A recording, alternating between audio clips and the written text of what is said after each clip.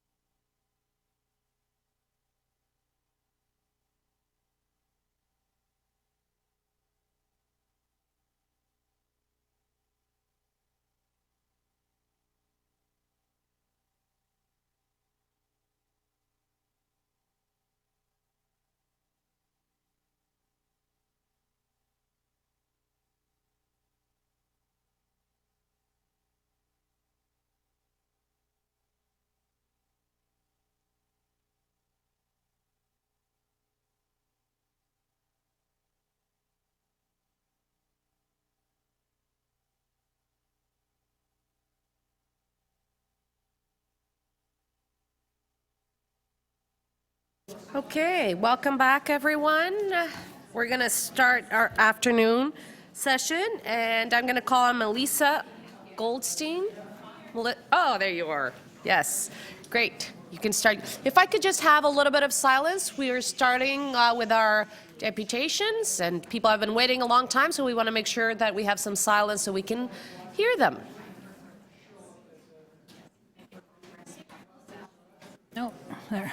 My name is Melissa Goldstein, and I'm here representing the Parkdale Neighbourhood Land Trust. I'm happy that today on Human Rights Day we're discussing Toronto's housing plan, which affirms an individual's right to housing and commits to working to realizing that right. The housing plan claims that it will help 341,000 people. That sounds like a lot, but when you look at the details, it becomes apparent that 150,000 of those people, almost half, are first-time home buyers who will be helped by being given a land transfer tax rebate. The city's been providing land transfer tax rebates to the first-time home buyers since the tax was first implemented 12 years ago. The rebate is a solution to a problem with the tax. It's not a new measure to address Toronto's unprecedented housing affordability and homelessness crisis.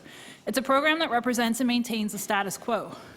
The fact that this is half of the city's plan to address our housing crisis over the next 10 years is deeply troubling. What about the other half? Well, 20% is focused on fixing TCHC units, which includes helping 11,000 people by selling them market rate condos and renting them market rate rental housing on TCHC land. Again, this is not a new initiative, but doing the bare minimum to keep TCHC housing livable. Almost 3/4 of the plan is these two initiatives, neither of which are going to change the status quo. The city said it was interested in solutions, radical and not so radical ideas that would enable us to dig ourselves out of the situation that we are told is so very complicated and terribly complex. And Torontonians delivered, because it's not that complicated and not that complex. There are obvious solutions that have been tested and have been proven successful in other cities, but they are not in the plan. So what's missing? A plan to build permanently affordable housing. When we give for-profit developers public resources to build affordable housing, they build affordable housing that is only temporarily affordable. It's required to be affordable for 10 years, 15 years, 20 years, 30 years, and after that, the rents on those units can be raised as much as the property owner wants. When we build temporarily affordable housing, we ensure the city will be perpetually in crisis. We invest billions in public resources to maintain the status quo in the long term. It's not a solution. How much of our affordable housing supply do we lose to expiring affordability periods? We don't know because the city doesn't track or report on the status of our affordable housing supply. So what is the solution? Support the nonprofit and co-op sectors in the development of permanently affordable housing. Only nonprofits and co-ops will commit to a business model that enables permanent affordability, and only nonprofits and co-ops will reinvest any proceeds from operations back into making their housing even more affordable for tenants. How to achieve it? Ensure that when the city is evaluating proposals for access to public resources to build affordable housing, that they prioritize permanent affordability, reinvestment in affordability, rent control on all units in the project, and social benefits like providing supportive housing. We've been asking for this for ages, and it is still not happening. If requiring permanent affordability kills some of the efforts to produce temporarily affordable housing, we won't be any further behind. Instead, we will have more resources to invest in permanently affordable housing. So what else is missing in the plan? A number of potentially meaningful initiatives that the city is currently pursuing to address our housing crisis. For some reason, they're considered complementary initiatives and therefore aren't in the plan, as opposed to that, essential program of land transfer tax rebates. These initiatives not in the plan include efforts to address predatory eviction and preserve existing housing affordability, inclusionary zoning, small sites acquisition, the legalization of dwelling rooms across the city, and upzoning the Yellow Belt. What else is missing? The commitment to make sure it happens at all. A commitment means meaningful targets. The city should be setting targets for the number of new affordable and supportive housing units to be created, not targets for the number of units to be approved. And it should be setting firm targets for what the city will commit to doing itself instead of announcing targets that are only possible if the city manages to get other levels of government to pay to meet them. And affordable housing targets should be set for different income bands or income ranges and in relation to Torontonians' income levels and housing needs. And a people-centered plan with the objective of improving people's housing outcomes should have people-centered outcome-based targets. In 10 years, whose housing outcomes do you want to see improved? How do you want to see them improved? A commitment means monitoring, evaluating the plan against a range of indicators to make sure the plan is meeting its objectives of improving Torontonians' housing outcomes. A commitment means a commitment from the city to actually implement initiatives and fund them, not just review them. What's most upsetting about this plan is that one of the few things the city clearly commits to doing is ending its investment in homeless shelters once it's completed its previous 1,000-bed commitment. A people-centered plan must ensure there is always adequate shelter space to meet Torontonians' needs for shelter. You invest additional resources into supportive housing, and you don't shift resources away from shelters until it's clear that Torontonians' need for shelter is being adequately met by existing facilities. If getting people out of shelters and into supportive housing was a priority, then the city would prioritize building the 18,000 units it wants to see built instead of leaving them to the whims of the province and the federal government. Where is the concern for people in this people-centered plan? The plan includes a revised Toronto Housing Charter, which states right off the top that the City of Toronto will develop and maintain a housing strategy to further the progressive realization of the right to adequate housing through all appropriate means, including creating and maintaining affordable housing, planning. I'm going to have to ask you to stop. You're well over the 5 minutes, and as you know, we have a lot of deputations and a time constraint, so thank you. Any questions of Melissa? Seeing none, thank you. Next on the list, we have Pablo Escobar. Hello, everybody. Hi, folks. My name is Pablo Escobar, and I'm the manager of housing supports with Dixon Hall Neighborhood Services. And I want to thank you for this opportunity to talk to you today about the Housing TO 2020-2030 Action Plan. My deputation will focus on housing as a human right and rooming house zoning as these relate to the housing plan. At Dixon Hall, we fully support the purpose of this plan as it relates to increasing housing accessibility, affordability, and stability. We also agree that good quality, safe, and affordable housing is a determinant of both physical and emotional health and provides all with an equal opportunity to thrive without discrimination. We are also fully in support of the emphasis in the action plan on housing as a human right and updating the Toronto Housing Charter so that furthering this right is documented as an obligation of the city.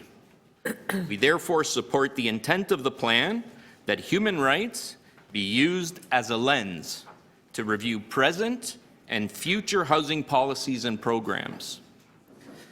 The plan acknowledges that people in Toronto continue to experience discrimination and proposes that the city take concrete action to combat housing discrimination.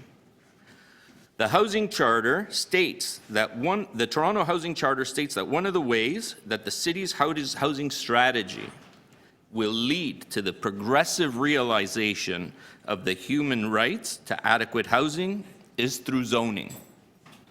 It also states that the city will do so with an emphasis on those most in need of adequate housing. The current lack of an amalgamated zoning bylaw on rooming houses discriminates against individuals in receipt of Ontario Works, disability benefits, and members of other at-risk groups. Current zoning bylaws, by disallowing rooming houses in Scarborough, East York, and North York, make it illegal for residents of Toronto who cannot afford bachelor apartments to live in those suburbs.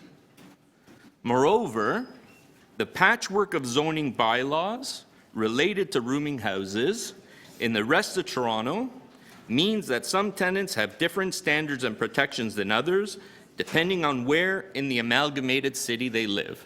For example, the official plan amendment that City Council put through recently only applies to certain folks, those who live in areas where rooming houses are legal. The resistance to amalgamating and expanding rooming house zoning to the whole city has been well documented, as has the NIMBYist and discriminatory strategies that some homeowners and city councillors have employed to keep those people out of their neighborhoods. Those people. This state of affairs is clearly in violation of the purpose of the Housing TO 2020-2030 Action Plan, the Toronto Charter, and therefore the human rights of those who access shared accommodation in the amalgamated City of Toronto. Giving these violations, stronger action items are required in the plan to establish citywide zoning permissions for multi-tenant homes. Though mention is made in the plan that work is underway to establish citywide zoning permissions for multi-tenant homes, there are no action items related to zoning, let alone identifying a timeline to amalgamate and expand rooming house zoning bylaws, as is the case with many other action items in the plan. A report by City Planning on zoning regulations for multi-tenant houses will come to this committee in early 2020. We strongly support this committee in implementing the lens of housing as a human right and housing as a determinant of health when reviewing the recommendations of this report. And I would just like to end by stating that rooming house zoning provides a unique opportunity to the City of Toronto and the City Council to implement a human rights approach to housing. And I believe that the Charter requires this. Thank you very much. Thank you so much, Pablo. Any questions? Seeing none, thank you so much. We'll see you back soon, I guess. Thank you. Yes. Tim Ellis? Tim? Good afternoon. Thanks for joining us today. My name is Tim Ellis. I'm here on behalf of the Etobicoke Lakeshore Community Network, which is an umbrella group for neighborhood organizations in South Etobicoke. So thank you to the councillors and to the staff who've worked hard to put this report together and for taking the time to hear from us today. So it's clear that a great deal of study and work has gone into developing this plan, and it identifies some key areas for improvement with clear, actionable steps. We like that. Recognizing the provincial government's lack of support and removing rent control. We appreciate there's only so much a city can do. But we are glad to see, in particular, there's a rights-based approach centered in this report. We're grateful to see an emphasis on maintaining existing nonprofit housing stock, which may otherwise be lost, as well as adding new affordable nonprofit homes. We were very grateful to see a number of efforts focused on renters. Speaking as a millennial here, I can count the number of people in my peer group who are planning to own a home on 0 hands. It's simply out of reach for us. We don't even consider it. So it's good to see renter-focused policies. Recognizing again the elimination of rent controls and that there's only so much the city can do, we're glad to see that there's quite a bit of positive in here, but it is worth noting there's room for some improvement as well. Just areas where we think we can go further. As many have deputed already today, we recognize that we are facing a genuine emergency. Like the climate crisis, this is an emergency that tends to move under the surface of day-to-day affairs for a lot of people. It can appear to be a slow-motion tragedy of statistics, except, of course, for those who are living with the crisis. It's not new, but it's also not getting better. In fact, it's continued to grow worse for some time, and it is therefore, we feel, our duty to ask if the plans we are seeing are commensurate with the scale of the crisis. So our community in South Etobicoke is on the front lines of this. We are seeing some massive new developments, which we don't oppose. But the promises of affordability associated with those developments remain vague at best. So, for example, the Mr. Christie site on Lakeshore and Park Lawn, we're looking at 15 new towers from 22 to 71 floors. There's a lot to like about the proposal for that site. Lots of employment land, it's a nice design, they're bringing the transit hub in, there's a lot that we like. However, we couldn't help but notice that the affordable housing portion of the plan says only, in very bare terms, that it will adhere to SASP 15 Policy 4.J. So I had to look that up. That policy reads, a housing plan that identifies for each phase of residential development both the percentage of units that will be 2 and 3 bedrooms in size and a mix of affordable housing through one or more of the following delivery mechanisms. 1, the conveyance of land to the city sufficient to accommodate 20% of the residential gross floor area. 2, the provision of 10% of the residential gross floor area as purpose-built rental units with affordable rent secured for a period of no less than 20 years. And or 3, the conveyance to the city of 5% of the residential gross floor area as purpose-built rental units or affordable ownership units. Now, I'm not a lawyer, I don't fully understand where they're going with that, and I don't know where they're going with that. Affordable is not defined there. The provincial government, my understanding is that affordability is defined as 30% of income. At the city level, I don't know if that's the case, and I was unable to see in the report if that is defined here that way. Previously, my understanding is that the city defined affordable as at or below market rate. It's simply not the case that that is affordable for many people in our community. So it seems both clear and understandable that developers are going to take their cues from the city on this issue. So that's why you see in the report or in their proposal that they're just going to adhere to what the city says. So we believe that makes it incumbent on the city to set those cues in a manner that addresses the crisis at the scale necessary. So in this case, a commitment to income-based affordability metrics would serve. Under the current definition of at or below market rates, that won't be affordable to too many people. So it is our hope that the newly proposed plan will indeed make income-based affordability metrics part of the base of these sorts of arrangements. Finally, it is also worth drawing a contrast with another part of our community. So the co-op housing is a bit further west on Lake Shore. These are affordable, non-profit housing options that were built with government investment and continue to provide real housing options that are actually affordable. I'm going to have to ask you to start to wrap up. Sure. Let's wrap up here. We can again recognize these properties were developed as co-ops with provincial support, and recognizing that the provincial government currently doesn't seem super interested in those efforts. However, wanted to call attention to the availability of surplus property in the City of Toronto, often simply sold off for one-time injections of cash. It is our view that community groups like ours could play a role in working with the city to turn those properties into non-profit housing options that use income-based affordability metrics. Thank you so Thank you. much. I really appreciate it.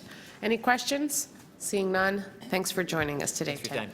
I'm going to ask for a motion to actually close the deputations. We still have about 2 hours left of deputations on this item, and because there are members of the committee that need to leave at 5, and I really think it's important that we finish the agenda, I'm going to ask for a motion. Councillor Bradford, okay? So that will be it. Whoever we have registered, we are hoping to hear from you soon. On all items, yep, on all items. Next, we have Alejandro Gonzalez.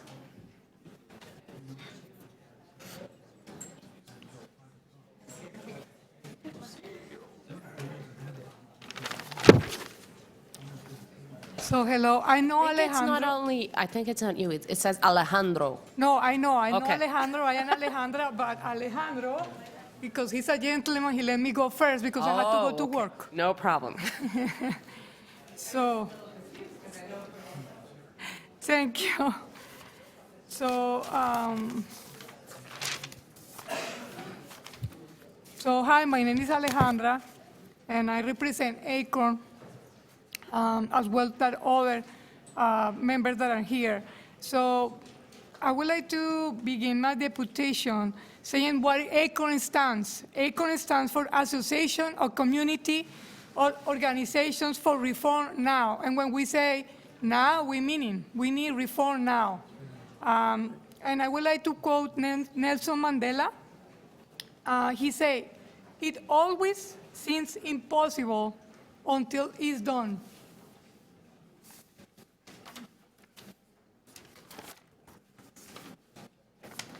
So Acorn is a union of low and moderate income people fighting for social change and economic justice. We have been fighting for affordable housing since over 15 years, and we are here to talk about the 10 years for housing plan. So we are members across the city, and housing, housing is the #1 issue. So what we like is that we recognize that the right to housing is a definition of affordable that is based on income, no market rent. We recognize that, actually we love it. And the other thing that we recognize that is important is that the housing is a right. So I really appreciate it. People can be quiet a little bit because we have been speaking and we have been waiting for a long time. Thank you so much. So we had concerns and seen the plan could be improved. We call on our councilors to maximize the opportunity, and we call for a clear language that we need firm commitments with achievable targets. The commitment must not rely on other levels of government. There must be minimum commitments from the city. What is promised must be achievable for the city alone. Extra funding from other levels of government is good, but should supplement the plan, not the foundation of it. We want these plans to succeed. Therefore, we call for the creation of a housing commissioner.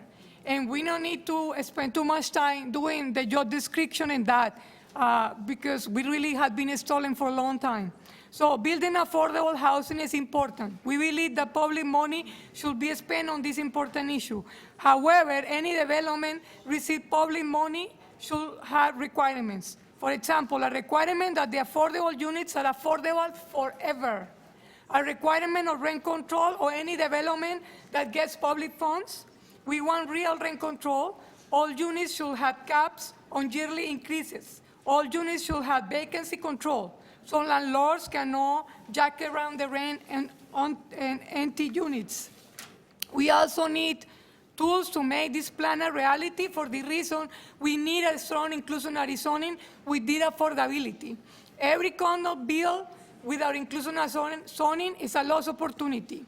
Accord demands 20 to 30% of all new developments are set aside for affordable housing forever again. And a vacant unit task to fund new housing. Housing is a right, not a commodity. And this will be the last thoughts. Finally, it's not enough to build new affordable housing. We must protect existing affordable homes. This is where ACORN members live. The plan must commit to a strong rent safe program that is actually enforced. The city needs to commit to a no displacement tenant protection policy. The city must stand up for predatory landlords. It must address tenant buyouts, renovictions, economic evictions, and tenants being forced out due to the lack of repairs. So this plan could do so much to actually help people who are affected by the issue of housing.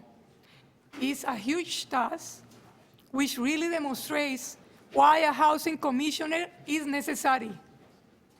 We hope these concerns are heard and this plan is implemented. Thank you so much. Thank you, Alejandra. Any questions? Seeing none, thanks for joining us today. Thank you. And next we have Josie Weir. Good afternoon, Josie. Hi, good afternoon, and thank you. My name is Josie Weir, ACORN member from East York. I'm a student at George Brown, and I'm thinking of going to Humber next September to get a degree to increase my chances for a better job, but I noticed that the community worker jobs pay slightly more today than 10 years ago, while rents have doubled. I'm concerned because I rent a room, but I would like to have my own one-bedroom apartment. Affordable rent should be rent geared to income. I'm afraid I can't afford market value rent. My two daughters have already moved to London, Ontario and Mississauga, Ontario. I love Toronto and I don't want to be forced to move outside of Toronto after I graduate.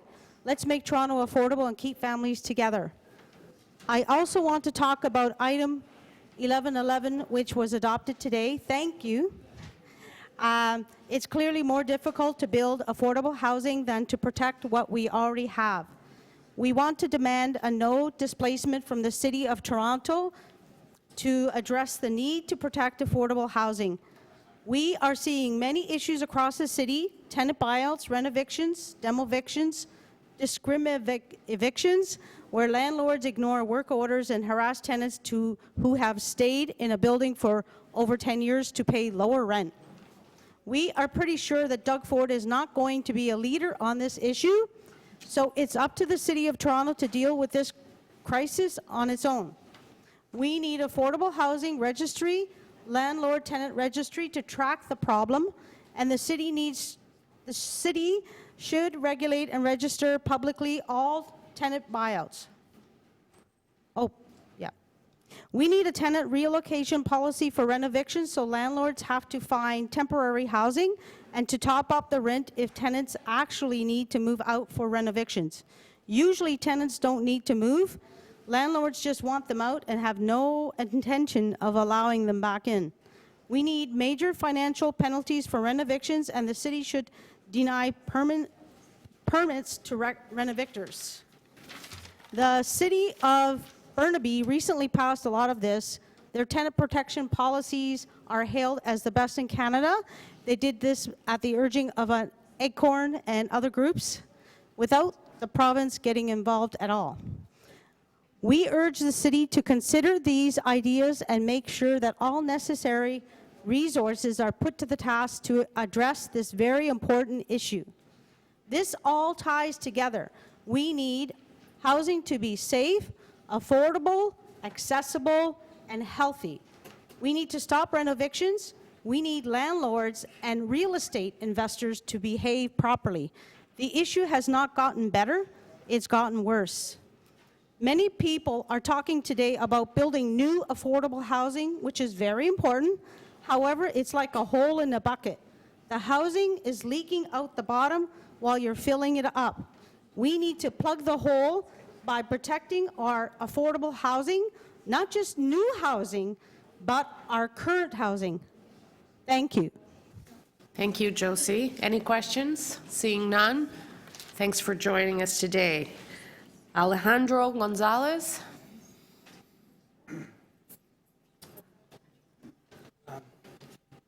Hi everyone, my name is Alejandro and I'm a resident of St. James Town, and I would like to explain to you the challenges that our community and how neglect in housing affect our lives.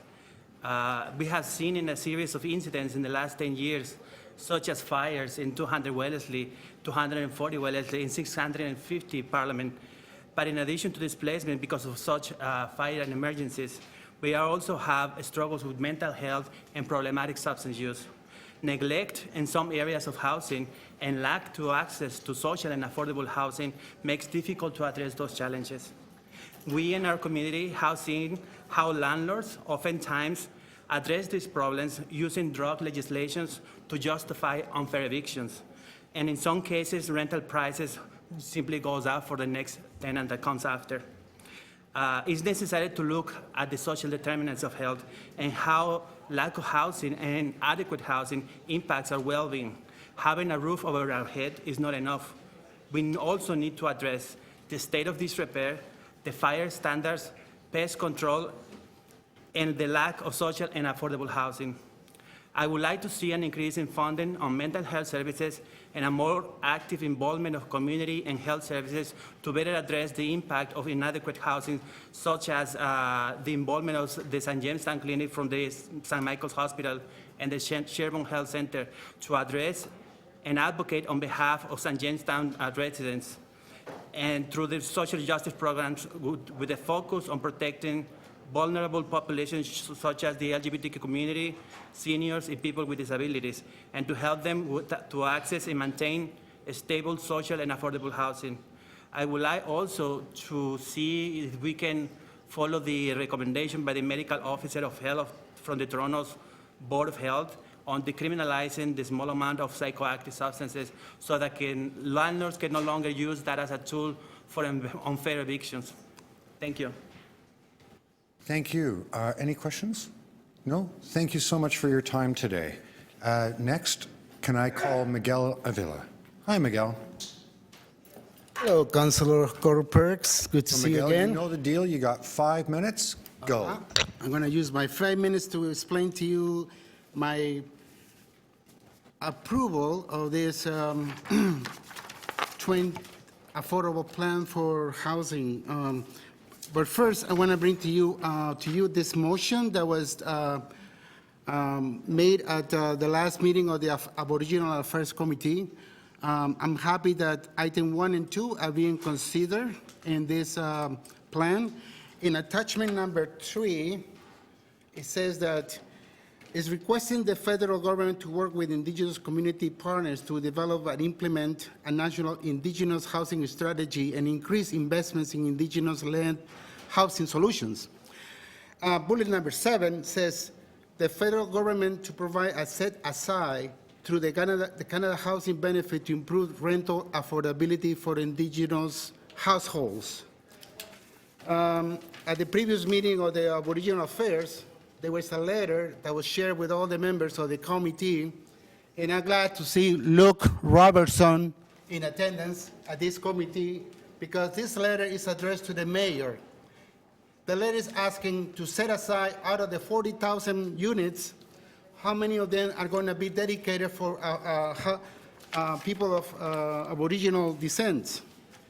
And the letter recommends up to 40% of the new housing to be allocated for First Nations peoples. If you are not satisfied with 40%, perhaps this chart will give you a better idea. In this chart, it says that the population in Toronto represents 2.5% of the total population of Indigenous people. And sadly, 16% of people experience homelessness in the city of Toronto. I see that's an important value to give them more opportunities of housing for our Indigenous people. And attachment number 2 to the province, it says, provide a set aside through the Canada Housing Benefit to improve rental affordability for Indigenous households. These are great recommendations that the city is asking the province and the federal government on attachment number 3.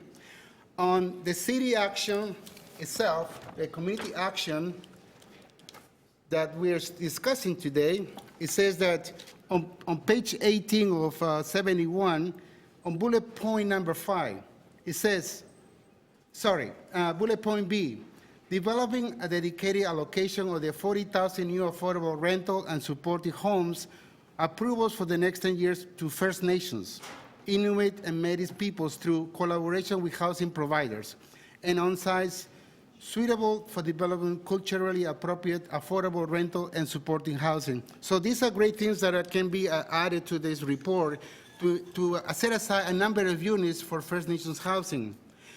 Another thing I want to say that I am so happy, really happy that this committee wants to change the definition of affordable rental housing. How many times we, the housing activists, we have asked you to be more realistically.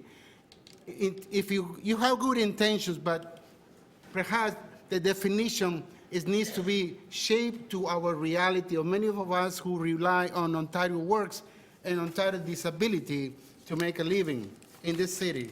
And my last comment will be regarding disability, and this is courtesy of the Ontario Women Network.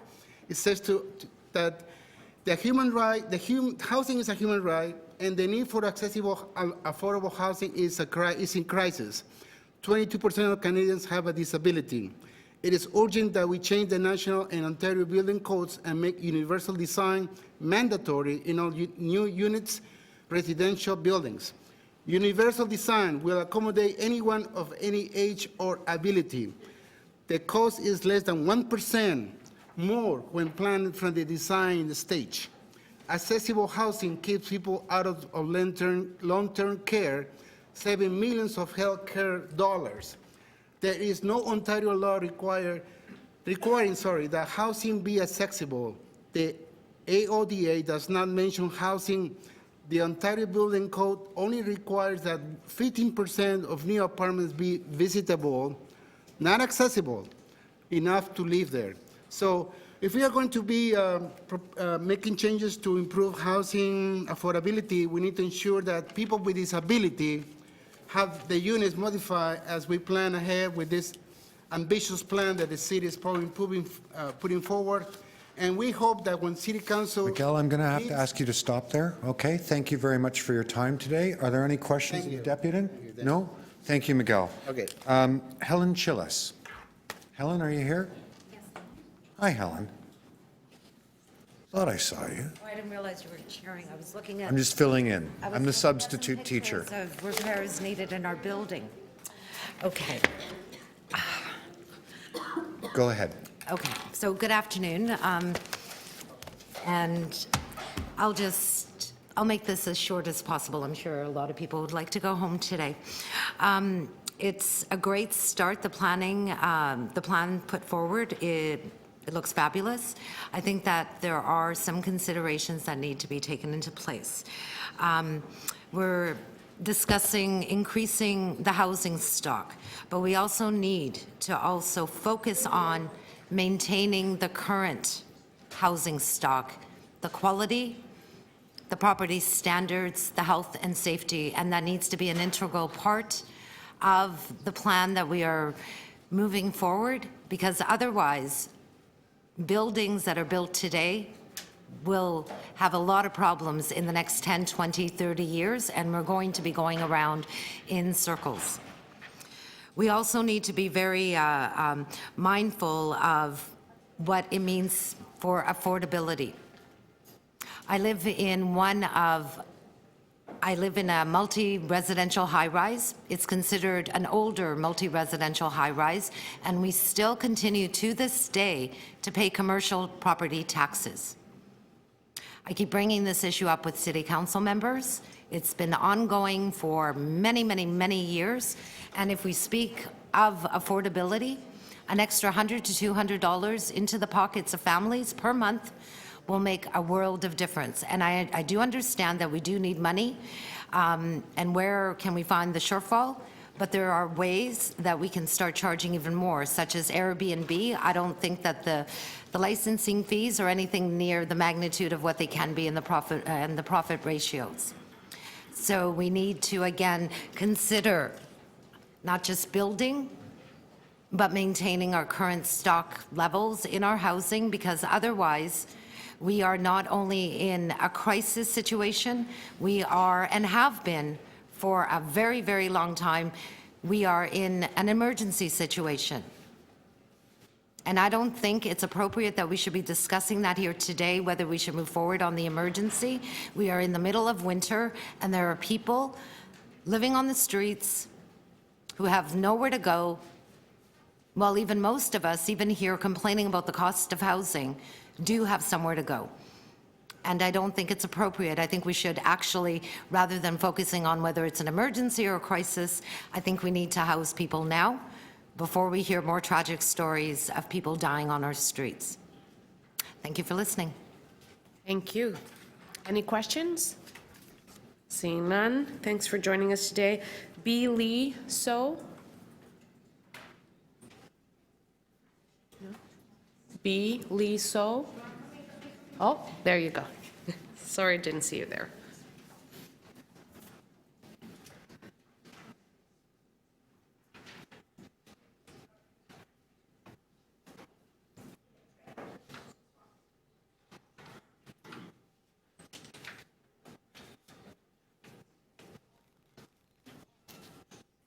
This mic?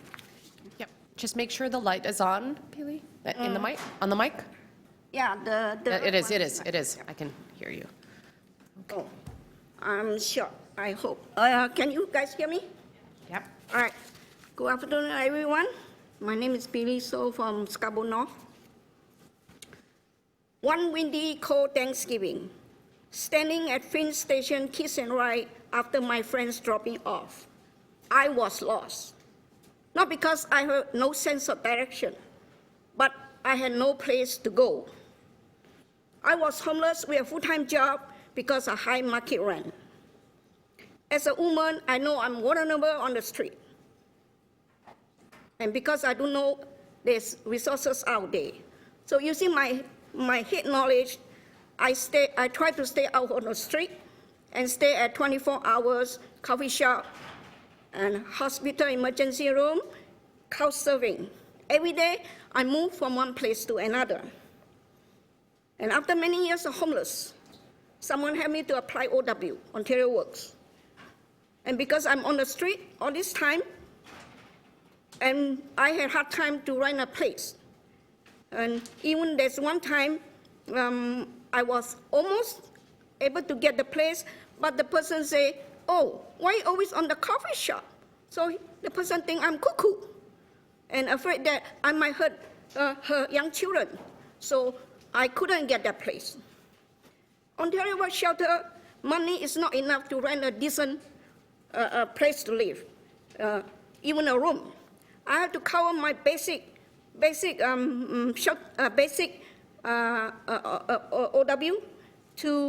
to my rent. And even so, I can only rent an illegal rooming house, and in not so good condition, sharing with tenants in the basement.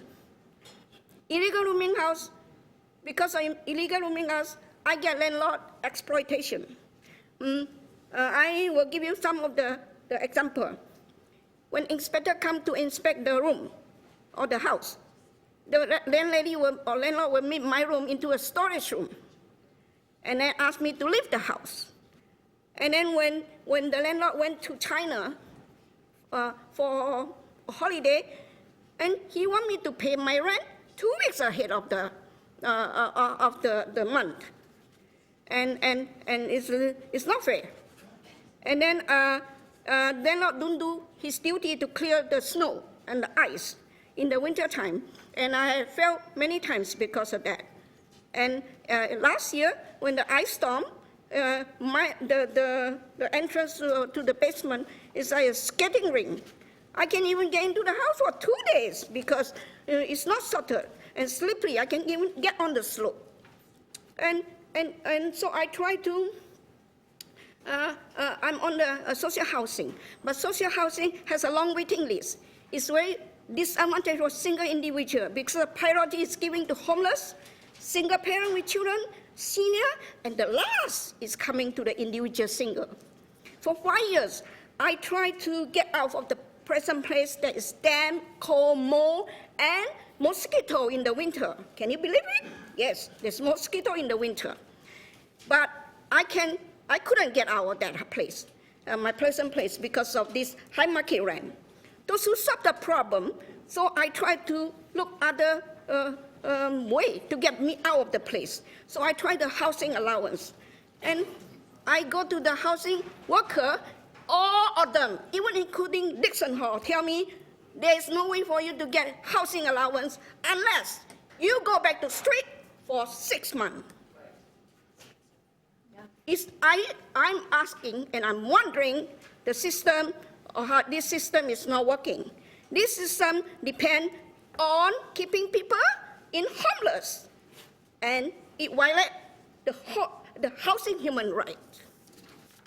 And then, because I cannot get the housing allowance, so I go to outer cold, try to get myself from the cold. I had to wear my winter jacket 365 days. Either summer, either winter, fall or spring. I have to wear my winter jacket in the room. As long as I'm in the room, I have to wear it. If I don't get it, we wear my winter jacket, my stomach catch a cold, then I go diarrhea. That is bad. Billy, I'm going to have to ask you to wrap up. Okay, I will wrap up. It's just only a few sentences. So in the beginning, I get token to go to outer cold. But then later on, the funding cut, so I cannot get token from there. So I go to Peter Street. Somebody told me go to Peter Street. So I go to Peter Street, and it was like no dignity at all. They look at me at the despite face, despite the look. And then recently, because my face appeared on this paper, and it was sent by the city communication department as an e-alert to every division. Thank you, Billy. I'm going to ask if there's any members of council that have any questions. Councilor Wong Tam. And I apologize. Can you just finish that thought? Yeah. So they say, oh, I saw you on paper. No more token for you. You had a place. You cannot go get a token. You have to go out of court. I said, you know how bad my situation? They say, anyway, no token for you. This is your last token. So I don't know. This thing had to be sorted out. And then I just want to conclude. Housing is a fundamental. Without stable house, it affects my health, and then it costs more to healthcare system. And I'm glad that human right housing is recognized and become a fairer commitment. So I urge this committee to take bold action and make human right to housing a commitment and give back the dignity of those who need housing.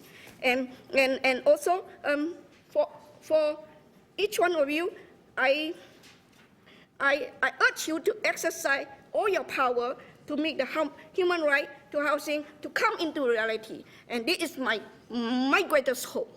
Thank you very much. Thank you. Any other questions? Any other questions? Seeing none, thanks for joining us Thank you. today. And the last speaker on this item is Patricia Connell.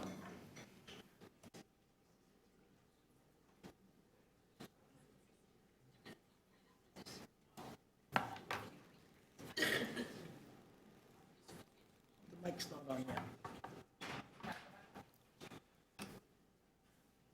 It's on now? Okay. Thanks, Madam Chair. I'll be brief as well.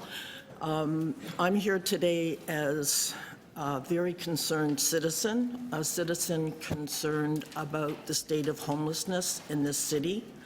I just came from the Homeless Memorial across the street at Little Trinity. 13 homeless people died in a month, and the MC started the ceremony by naming the people that died, and it went like this: John Doe, Jane Doe, Jane Doe, Jane Doe, Jane Doe, Jane Doe. 6 people with no names, we don't know who they are, died on the streets of Toronto. And you have to do something about this. I see that most members of the committee here, I don't know Mr. Bradford, but I know are concerned about this issue. But you have to do something. You have to get together with the feds. You have to get together with the province. It's heartbreaking, and I know people in this room feel that way. You have to do something. It is soul-destroying to see people die in this city. I read that we had 3 deaths in a city respite center this month. I don't know if that's accurate or not. I haven't been able to confirm it.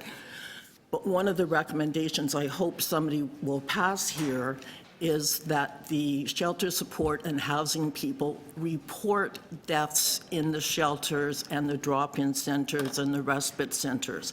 People in Toronto honestly don't know how bad this crisis is. There'll be a big kerfuffle about a particular death, and then it stops again, and then something awful will happen, and it'll come to people's consciousness again. But it just goes on. It does not change, and it has to be addressed. And I cannot believe that people, elected officials and staff of goodwill and good conscience can't make a difference. And I've been reading the housing crisis across the city or across the country is almost as bad as in Toronto. And you folks have the power to make a difference, and I'm begging you to do that. That's all I have to say. Thank you, Patricia. Councillor Wong Tam. Yes, thanks, Pat, for your deputation. With respect to the report that's before us, do you believe that it actually goes far enough to address the emergency around homelessness that we have in our streets? I don't see that the majority of members of council don't think we have an emergency, don't think it's a disaster. And from what I know, Mayor Tory, we can't get this on his radar. He doesn't come out to the shelters, he doesn't go to the respite centers, he doesn't come to the drop-in, in spite of many, many, many invitations. I understand that for 25 months, he's been invited to come to the Homeless Memorial. Never once has he come. I mean, you can't sit in this rarefied environment and understand this issue unless you are out there connecting with the people that experience homelessness. You can't make decisions sitting here with blinders on. Somehow you have to get his attention. Would you say that homelessness can cause the immediate, is an immediate risk to health, life? It could be the cause of death? Absolutely, absolutely. You cannot live on the street. never mind for days at a time, months at a time, years at a time, and not have their health affected. If you walk into any of these facilities and take a look at people that have been on the street, you will not be able to guess their age. You will say 75. They're 55. They're worn down. They're sick. They're bedraggled. You can't tell. The street ages you, and you die, and you get really, really sick. And with all emergencies, there's usually an intervention, a point in time where we have to turn it around. By declaring homelessness an emergency in the City of Toronto, will this enable us to help turn this around? I believe it will, because by any other time we have an emergency or a disaster, an ice storm, a tornado, a whatever, if it's declared a disaster, people pay attention and they do something about it. Resources come to it. I know that I've been told in the past that the mayor doesn't think it's a disaster because it doesn't give him any more powers or whatever. I have no idea if that's accurate or not. But once people focus and hear that it's a disaster and an emergency, you get their attention. Most people in Toronto are well-meaning folk, and if they realize what's going on, if the numbers are reported, 7,000 people in shelters or whatever. Since the memorial started, 995 people, homeless people, have died. I say yes, you'll get the attention, resources will come, and people will pay attention. And by declaring homelessness an emergency, is it your belief that we'll get the federal government and the provincial government's attention to our problem in the city, but also their attention to this report? I believe you'll get the federal government's attention. Honestly, with the provincial government, I don't have a lot of hope, but I believe the feds will come to the table and pay attention. Okay. Thank you. Thank you, Patricia. Any other questions? Seeing none, thanks for joining us. Thank you. And now questions of staff. Who'd like to start? No questions of staff? Sure. Councillor Wong-Tam? I'll start. Thank you very much. With respect to the term limits around affordability, you've heard some of the comments from the deputants. How do we rationalize offering public land, tax incentives, the waiving and deferral of development charges, and not securing affordability in perpetuity? How do we rationalize that? Councillor, through you to the chair, the proposal calls that the city holds are competitive, and they're evaluated, the projects and the proposals that are made to the city are evaluated, and the length of affordability is one consideration, the depth of affordability is another consideration, as well as the number of units that may be available within the project, whether they be 1, 2, 3, or 4 bedrooms. We look to achieve the greatest level of affordability or length of affordability possible, recognizing as well, though, that the city's contribution to the project ranges in the amount, if it's the open door incentive program, about $75,000, when the cost to actually construct the unit is somewhere in the range of $500,000. So we essentially are buying affordability through our programs, but as I say, we look to achieve as great of affordability period as possible. Sean Mahar was mentioning, one of our deputants, is that the New York Commissioner on Housing offered some insights based on the experiences they had in New York City. And one of those insights was to make sure that we never have fixed term limits on affordability. And that I believe the language was, she pleaded with us not to have some expiration date on affordability. That's not contained in your report. So, Councillor, just in response to that, affordability timelines are quite common, certainly in Ontario and Canada. By way of example, in the 1970s and 1980s, when the nonprofit housing program was developed, they had agreements that were 35, 40, 50-year agreements. we're seeing many of those agreements currently expiring. But those projects were 100% funded by government, and they were also provided operating dollars. The funding programs that we're trying to leverage now do not have that depth of funding, and so we're essentially buying for affordability periods or depth of affordability. Yeah. As I said before, and Council's given us direction, we changed the open door program from a 25-year affordability period to 30. We also now are achieving greater affordability, particularly on our own public lands through Housing Now. Rather than selling the land, we're looking for 99 years of affordability, and then the buildings and the land come back to the city. Those are best practices that we have now morphed to in an attempt to get a longer affordability for residents. Okay. There is heavy reliance in the report that the federal and provincial government would have to come up with some dollars. And the shortfall between them collectively is $13.3 billion that we require from the federal and provincial government in order for us to meet the objectives in this particular action plan. What is the best way to engage these orders of government? In your report, the last two recommendations is to let them know and send them a copy of the report. Do you anticipate that they'll come to the table in short order with the full quantum that's outlined? Through the chair,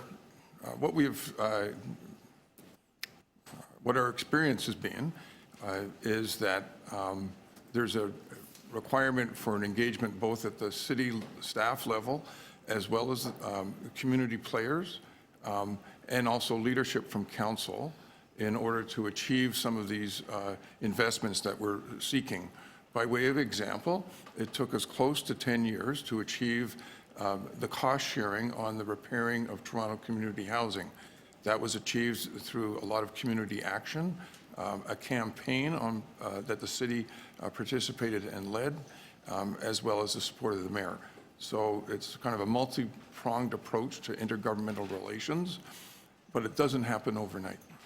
But it took 10 years to secure funding from the federal, provincial governments around TCHC capital repairs, or from the federal government? Through the chair, absolutely. They were in 2009 in denial that this was any responsibility of theirs.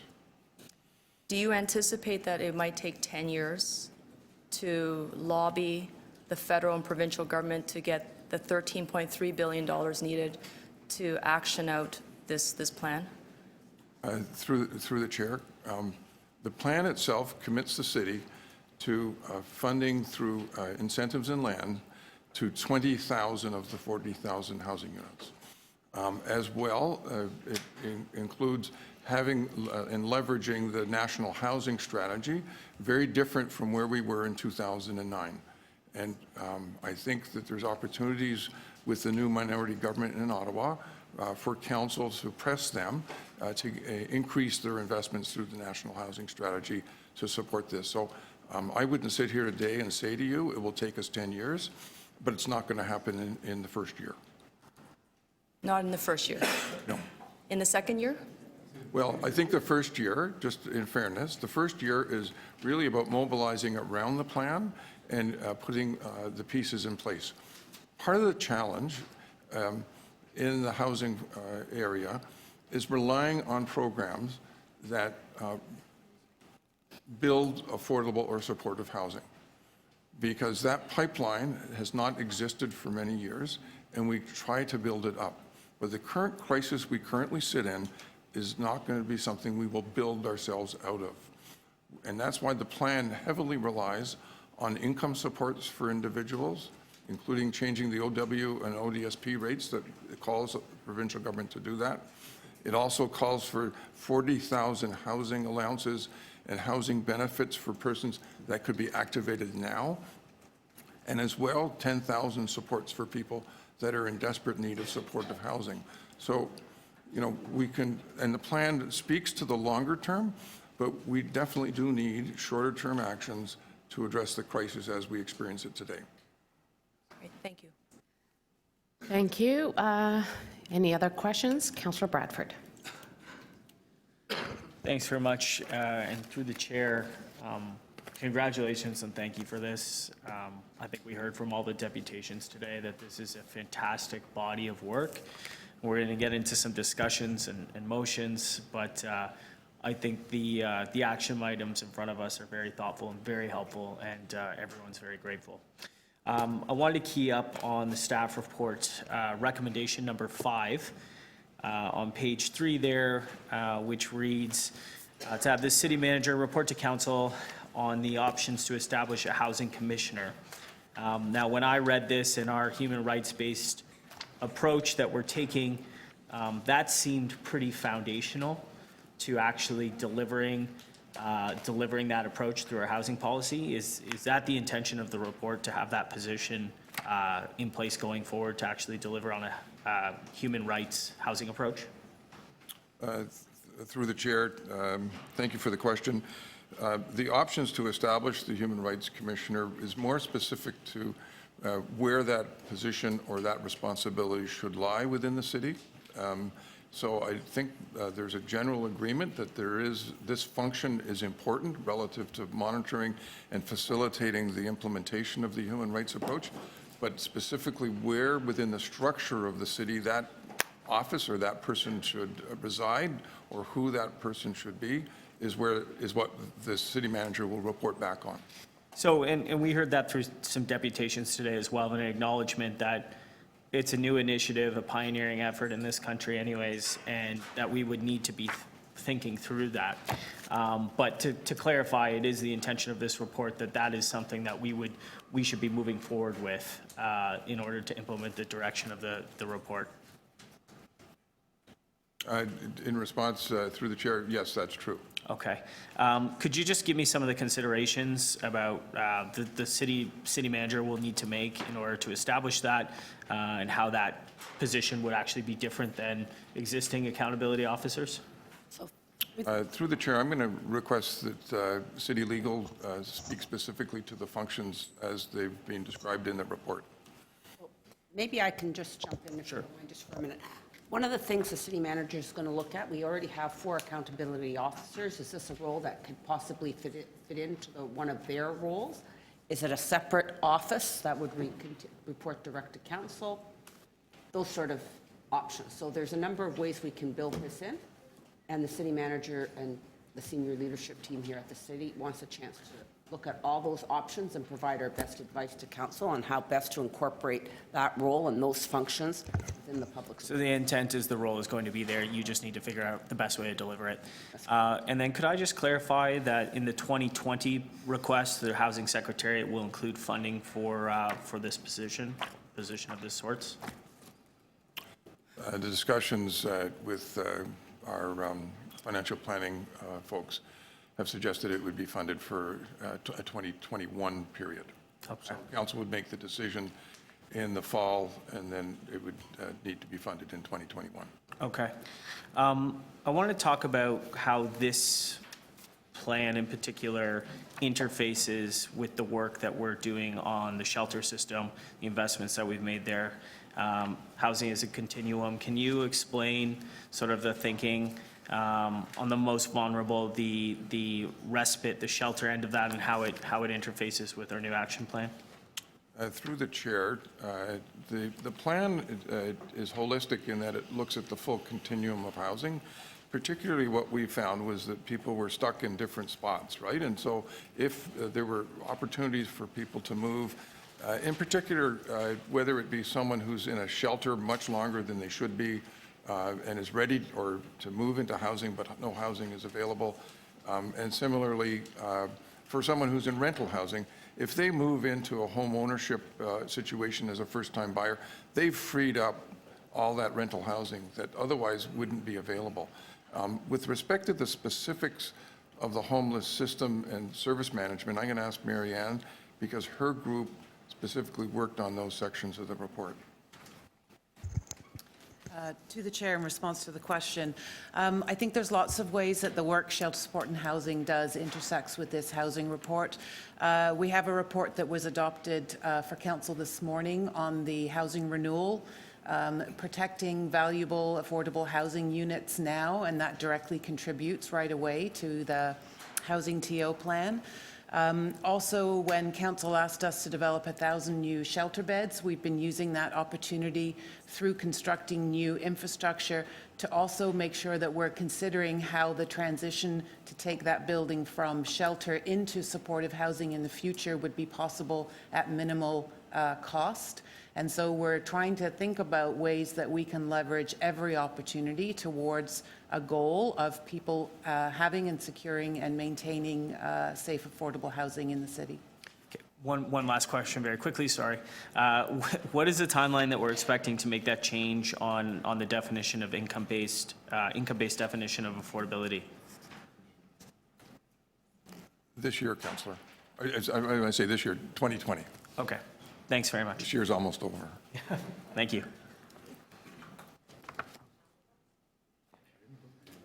I may have some, but I don't right now. I do have some questions. Okay, some of the questions were asked. Implementation plan. So one of the things that we heard loud and clear is, and I think that we heard it at our external advisory committee, we heard it today, is we need metrics, we need targets, we need to monitor those on a regular basis. So the implementation plan that we're going to have, is that what you're going to be looking at, those kinds of, all those included? That's correct, Councillor. And the idea is it to develop still with the external advisory group and then bring it to council as well? We'll be bringing reports on an annual basis to council, and we're happy to report to this committee on the implementation plan. Okay. There was also, so for example, the 20,000 units that we're saying we're going to have the land and incentives, and some of, there's over $8 billion that is allocated in this plan. Is any of that money dependent on provincial and federal money? No, it isn't. This is city-funded money. It's a city-funded money, so we're not saying we're not going to spend this unless you come to the table. We're actually saying we're committing, off we go, we're already starting with the housing now, and we're going to continue. Do we have any provincial and federal money right now, for example, on the Housing Now sites? On the Housing Now sites, we have neither provincial or federal dollars. So what you're saying is if they don't... We're proceeding in their absence. We're proceeding in their absence, and we're saying we're continuing to do that if, in case they don't come to the table. That's correct. Additional 6,300 units on our own. Okay. The permanent funding. So I think everybody around this table, would love to have permanent funding. But for example, on the Open Door program, can you give me an idea of the private sector, nonprofit sector breakdown of what we've funded? I don't have that in front of me at the moment, but I'm happy to make it available to you. But you will see affordability periods now ranging from 30 years, 40 years, 50 years, and then in some instances, 99. Okay.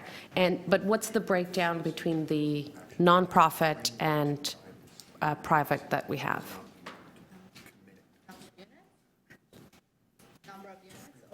Nonprofit and private. Yeah, so the number of units generally in the proposal calls, it turns out to be about 60% private sector and 40% nonprofit.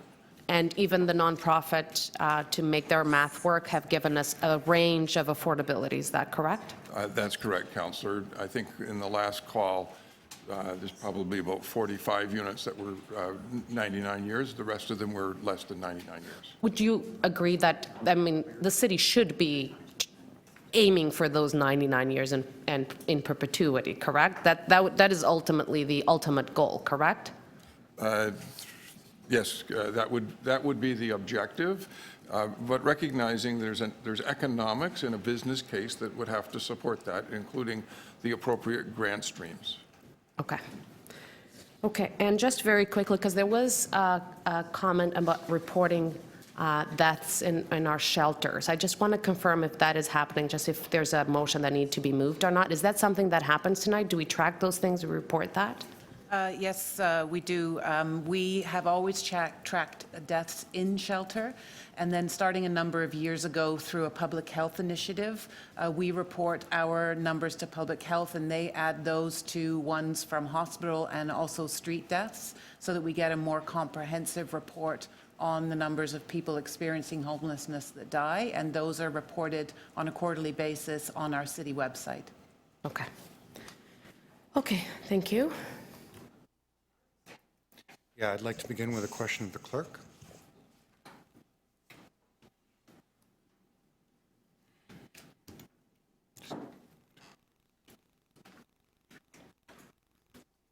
Thank you. So recommendation 1, which is the recommendation that makes direct reference to the action plan, says that council adopt the action plan and its recommended actions as the framework to guide the city's effort over the next 10 years. Is that the same as saying that council, if they approve this recommendation, approves all 71 recommendations for city action? Or is that saying that that will inform future decisions but not committing us to them? As the recommendation is written, I would expect that the council is adopting these as their framework, and that should further action to implement those recommendations be required, that staff would be coming back with those. And council would then have to vote on that those time. particular ones. Thank you very much. Maybe to the deputy city manager then, given that to take any one of those 71 actions would require future action by council. The 7 recommendations we have in front of us, the only thing that I see it commits us to in terms of actual money is $250,000 in recommendation 3. Is that correct? Right. So given the answer we just had from clerks, the only recommendation I can see here that actually commits the city to spending any specific amount of money is $250,000 in recommendation 3.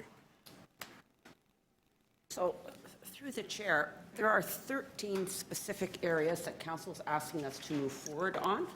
And then, yes, there's 76 actions. I think some of those actions, we're going to bring forward an action plan to actually show how we... I'm asking about what we're doing today. What we're going to be recommending to council today. You're recommending to council that you adopt that we adopt the plan as a guide, that we ask for, future work to identify funding needs, but we're not committing money.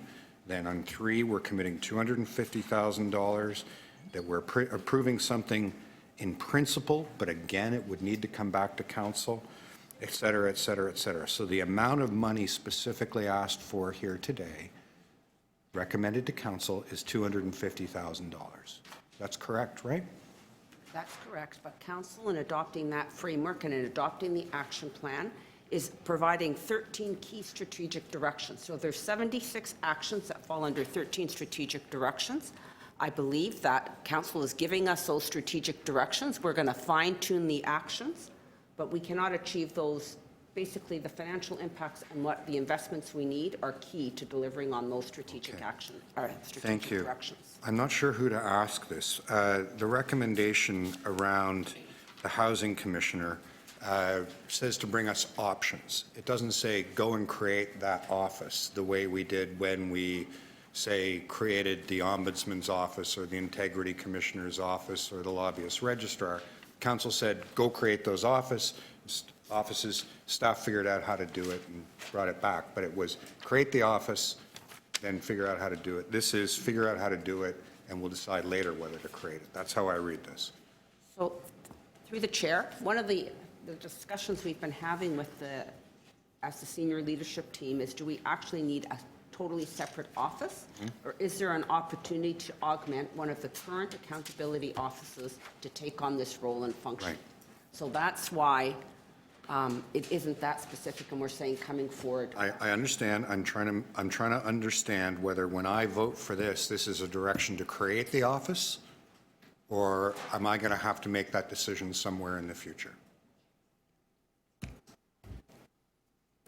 To the chair, my interpretation of the recommendation is you are approving that role, a housing commissioner Okay. role. Whether that's going to be a totally separate office or part of a current office is something we're going to be bringing back. So if I were to add the words, City Council direct the city manager to establish a housing commissioner in 2020 and request the city manager, so ask you to establish it, that just cements what you already believe to be the case.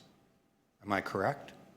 That's correct. As long as we come forward, it isn't the creation of an actual new position or body or I'm office. not saying So we establish a housing commissioner. It can be that you rename the integrity commissioner, it can be whatever.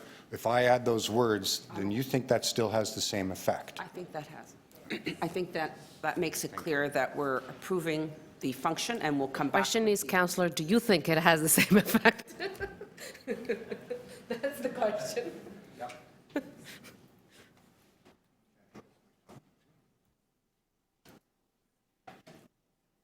Questions? This is an important topic, so if anybody needs a second round, I don't mind going for a Sure. second round. We're still good on time.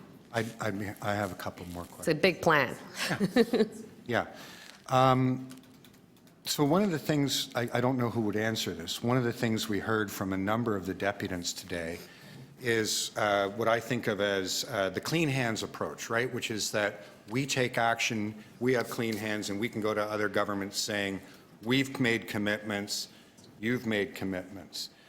Is it possible, and I've seen the number 20,000 as what the city can do on its own, is it possible to give us a rough estimate of what an annual target that the city could achieve on its own means if the other governments don't come through? Is it possible to write that up for us in time for council?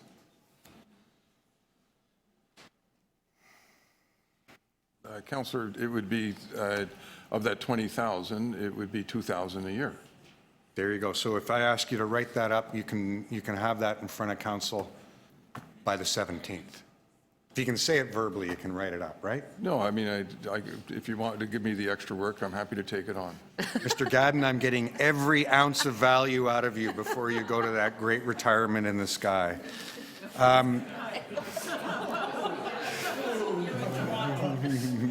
That might have been phrased poorly. I understand from answers to your questions before that there are a couple of impediments to making housing permanent, but the principal one is the amount of money on the table. Am I right about that?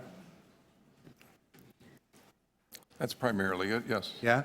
So if we said, let's make the housing permanent wherever possible, I understand maybe there's pieces of land we only have access to for a certain period of time, or maybe we occasionally have to build temporary structures. I understand there might be the odd circumstance, but if council says to you, or says, no, our goal is to get that permanence in, we can achieve that, we just have to find more money. That's part of the challenge. The other challenge, I'll just say, is that it takes time, and the pipeline for housing, whether it's affordable housing or it's private sector housing, is 5 to 7 years in this city. Yes. So that's a challenge when you say build 40,000 housing units within 10 years, because we don't have that pipeline started, and the approval period, as well as the technical work that needs to be done and the financing and all of the professionals involved take you to basically from start to scratch anywhere from 5 to 7 years. Right. And thirdly, you're competing with a very hot condominium market where it's very challenging to get trades, labor, and all the other people assembled when they're all diverted to a market which is primarily designed to make profit. Right, and I completely understand that. And if we say, you know, make your best effort to make it possible, to make it permanent wherever possible, I understand you're doing that, you know, with high labor costs, high material costs, with, you know, challenges in terms of approvals and construction timelines. But all of those things being equal, are we not in better shape 25 or 50 years from now in that we've established those units as permanent, and we don't have to go back around again and, as we've seen in some instances, lose the housing and have to fight all over again for another 5 to 7 years to replace that housing.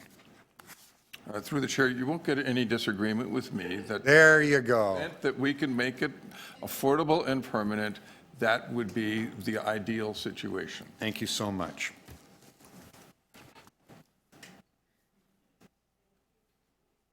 Thank you. So we're now going to move to speakers, and I'm going to take the role of speaking first, as I have a whole bunch of motions that I would like to move. I would start by asking for the implementation plan. We heard loud and clear that this implementation plan is really important. We do have a new executive director of the Housing Secretariat starting at the beginning of the year. We do have an excellent external advisory group that is very eager to work with us, and I think the sooner we can put this plan in a realistic way in front of Council, the better.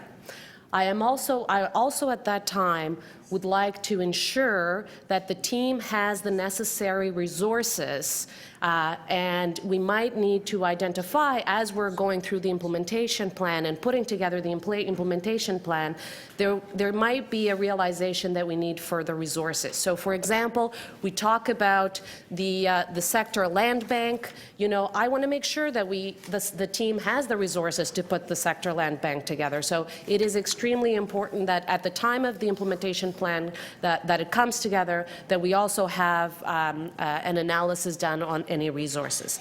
The third motion I have in front of me is actually a consultation with the incredible team that actually assisted us through the process in making sure that we had the right to housing approach.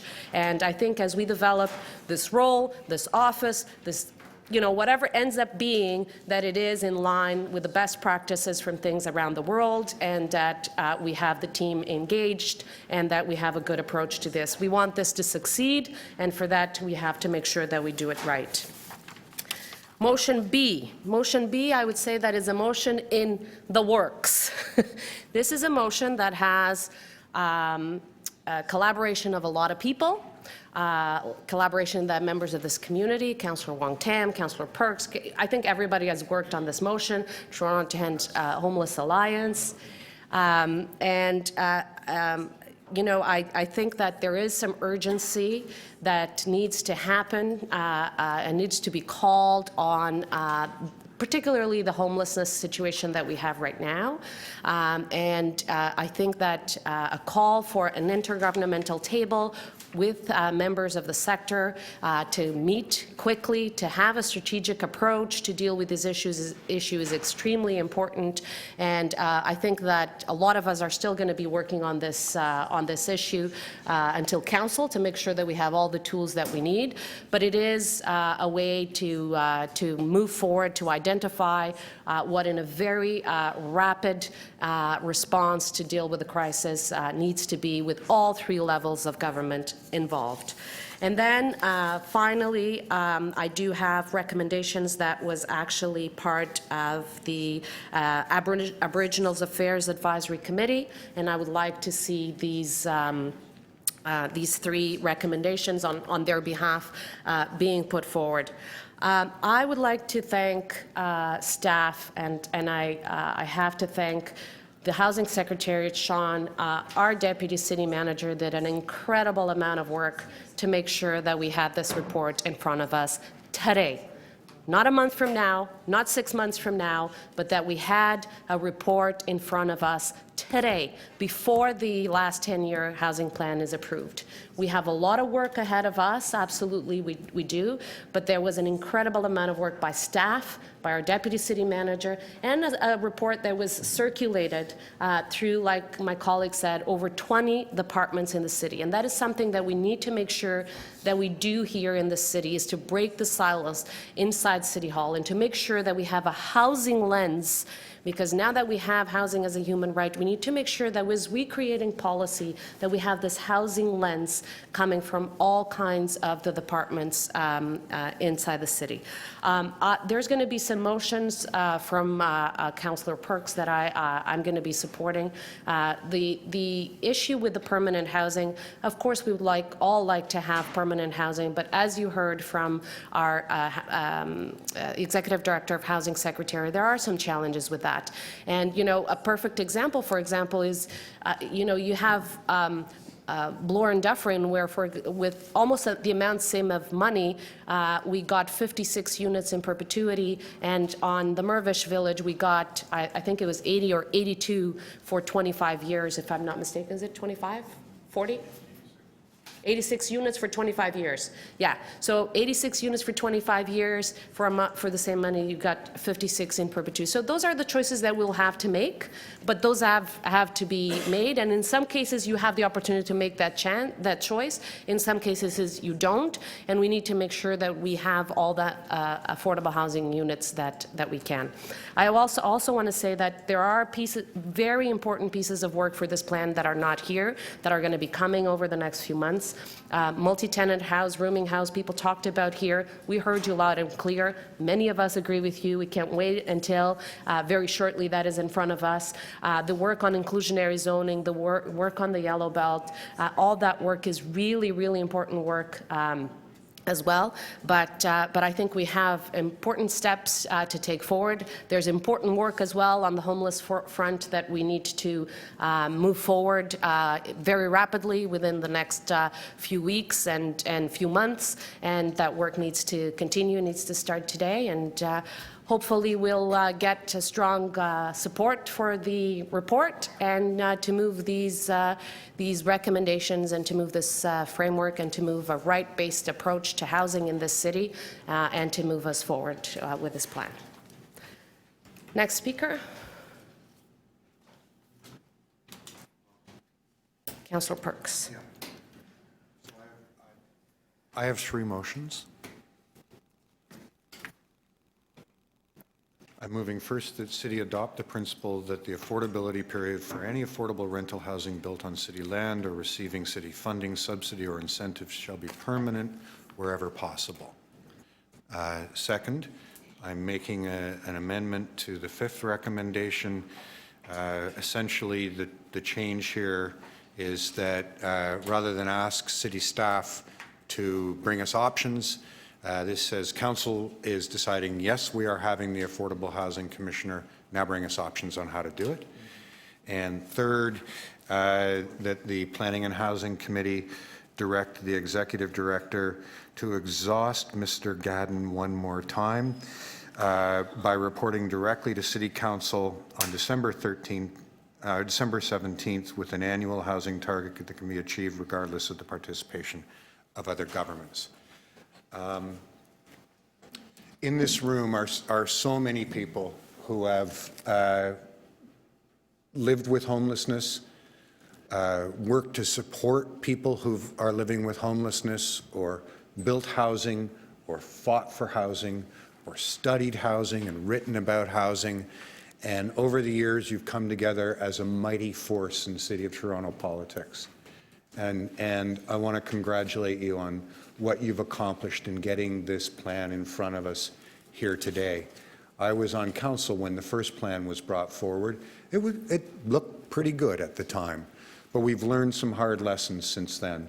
And I think between what we're seeing in the plan that's in front of us and the things that community activists have been saying at protests and at press conferences over the last 2 weeks tell us that we need to add even more. This is a modest effort to add some more, and you will certainly see me here for the debate on rooming houses next month or the month after. I don't know that we're there yet, though.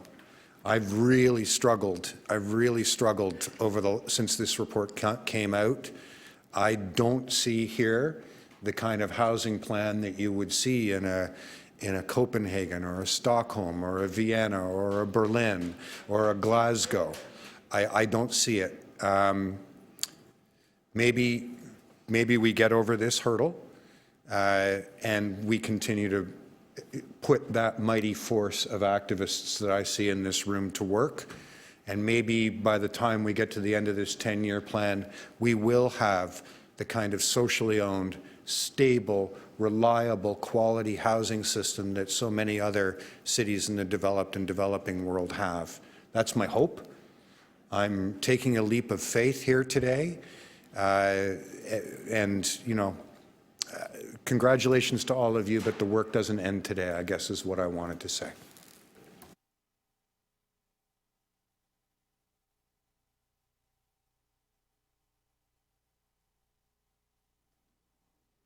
Yes, thank you very much. I will not be moving my motion. I don't think there's any need at this point in time.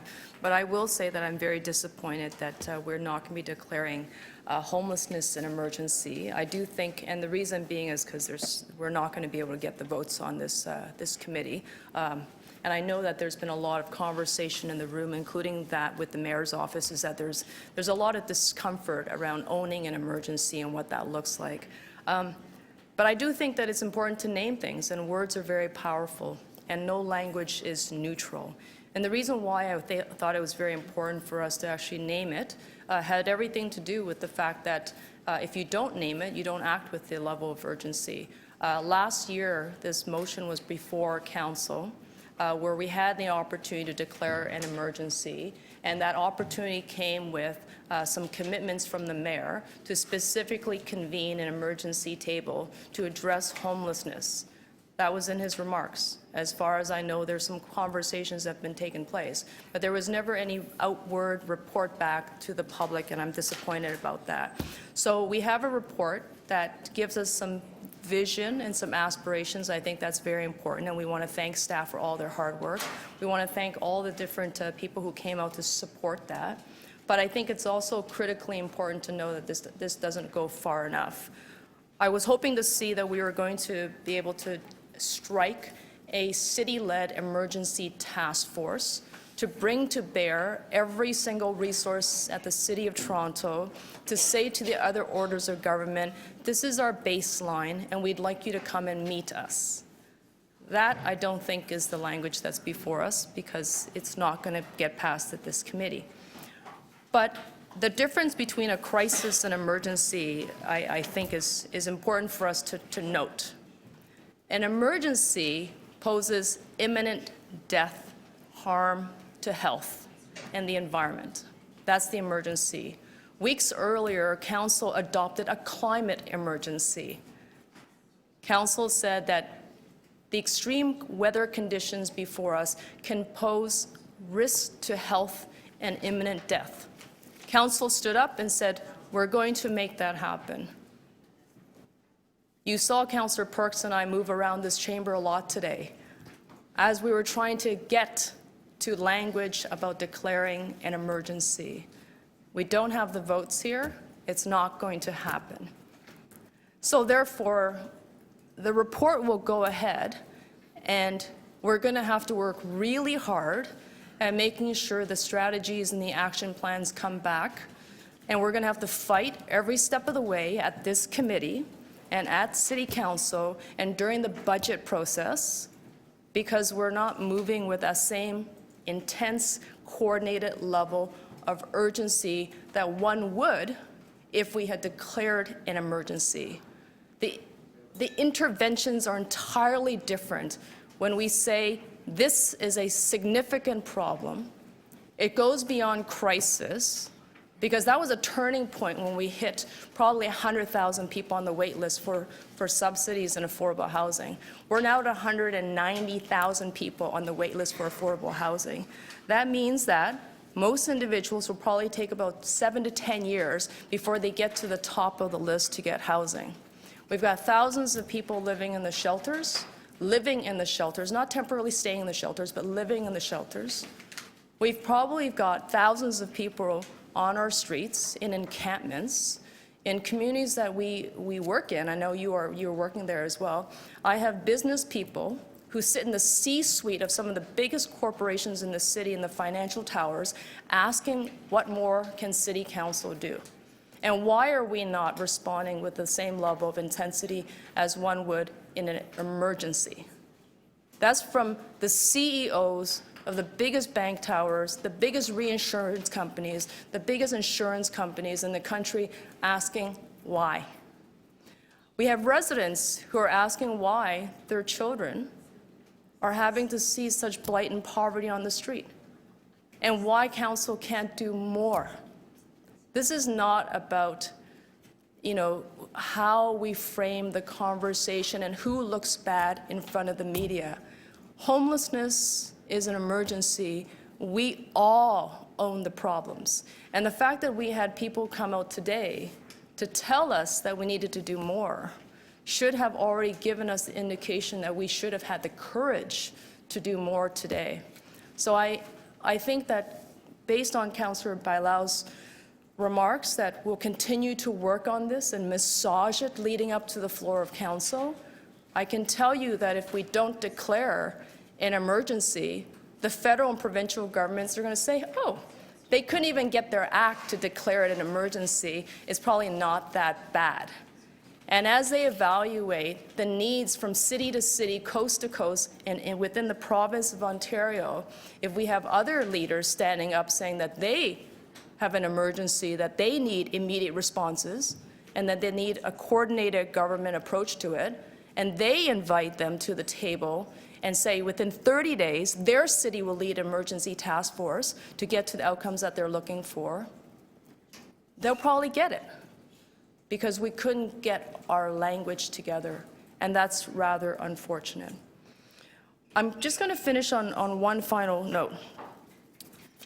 Pat Conley mentioned that she went to the memorial, the homelessness memorial today, and that she heard 13 names being read.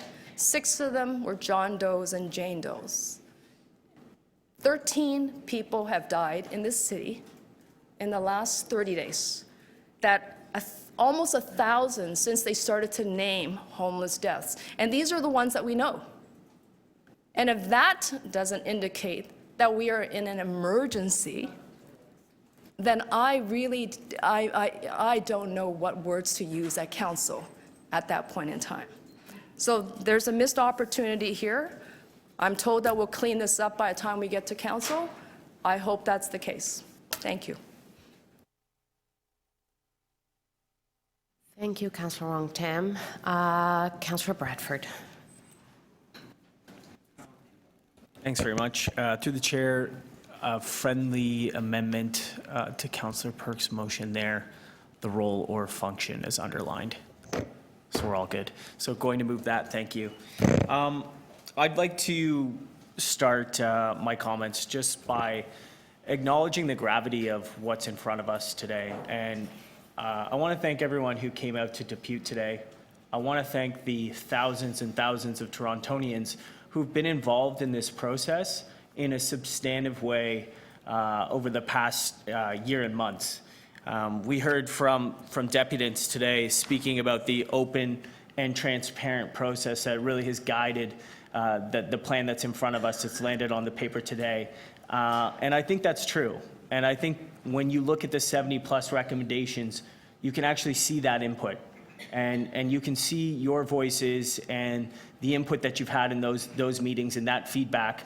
And as someone who was on the bureaucracy side, now on the political side, it's actually very refreshing to see that public consultation and input process translating into action. So I want to congratulate and, more importantly, thank all of you for your work on that.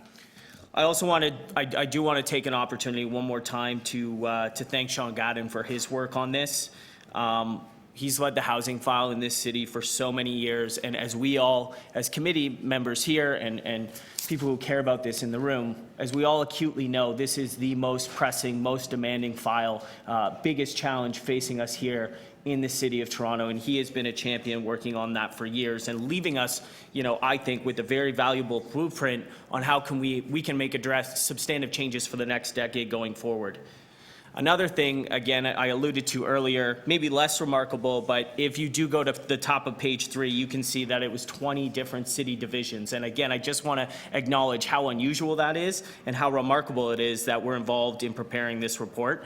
That like actually never happens. And why I'm hopeful on the success of this plan going forward is the fact that we are actively trying to, we always talk about breaking down silos, working with 20 divisions and agencies who are responsible for administering and delivering the plan, working, consulting, building a plan with them.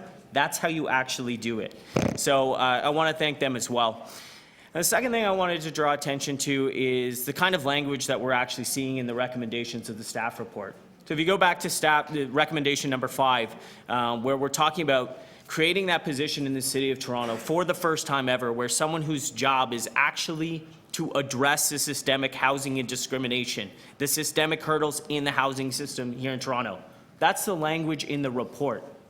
That's going to be somebody's job. That is the intention. That's what we're moving forward here today. And that is so necessary. And you know, sometimes that language ends up buried in reports, you know, paragraph 7, subsection C. This is right there, plain to see in the recommendations. And that is our intention, certainly with this committee. We've had different discussions about it, but we're having discussions about it because we want it to actually happen, and that is our intention.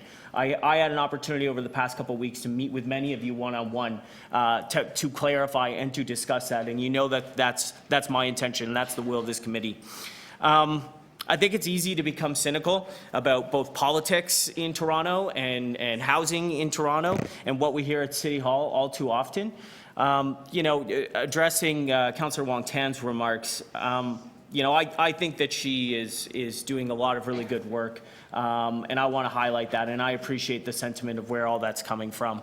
I don't know, you know, whether we call this an emergency or a crisis or a challenge. To me, it is all of these things. People die on our streets every year. That is an emergency. That is a crisis. That is a challenge. That is something that we need to continue to do more work on. And I know that you're very committed in all of that with all of us here on this committee. And this report that's in front of us provides us a substantive way to do that. You know, we have to do more. We ought to do more. And the language is important. However, I also think the $8 billion that is committed here from the city, $8 billion plus, with the acknowledgement that we need funding partners from other branches of government.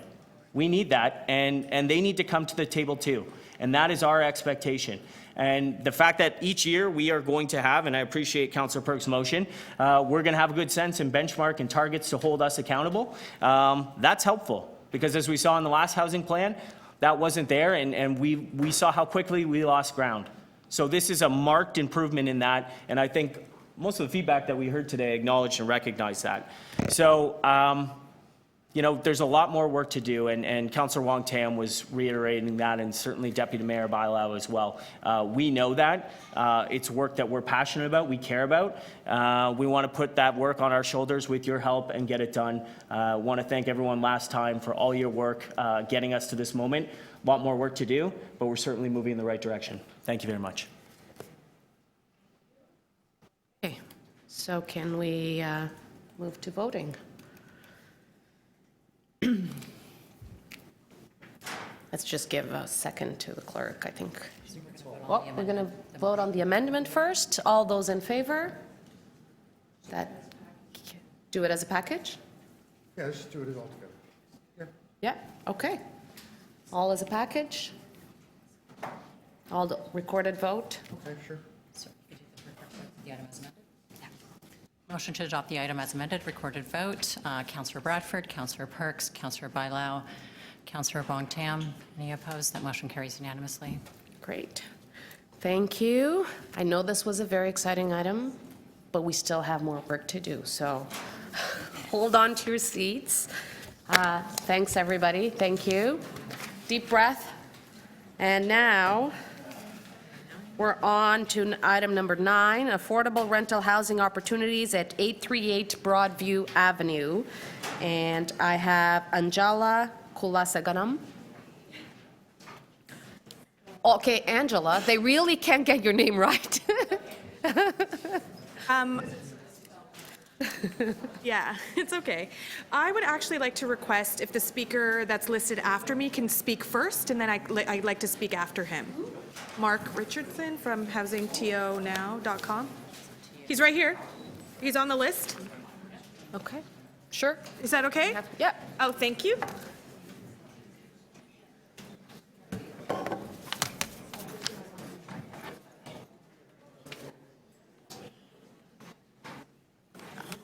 I need counselors around the table. I can't be the only one here. Okay, do we need to take a 5-minute break? Yeah, we do. Okay. Okay, motion to recess. Councillor Brad, for 5 minutes. 5 minutes.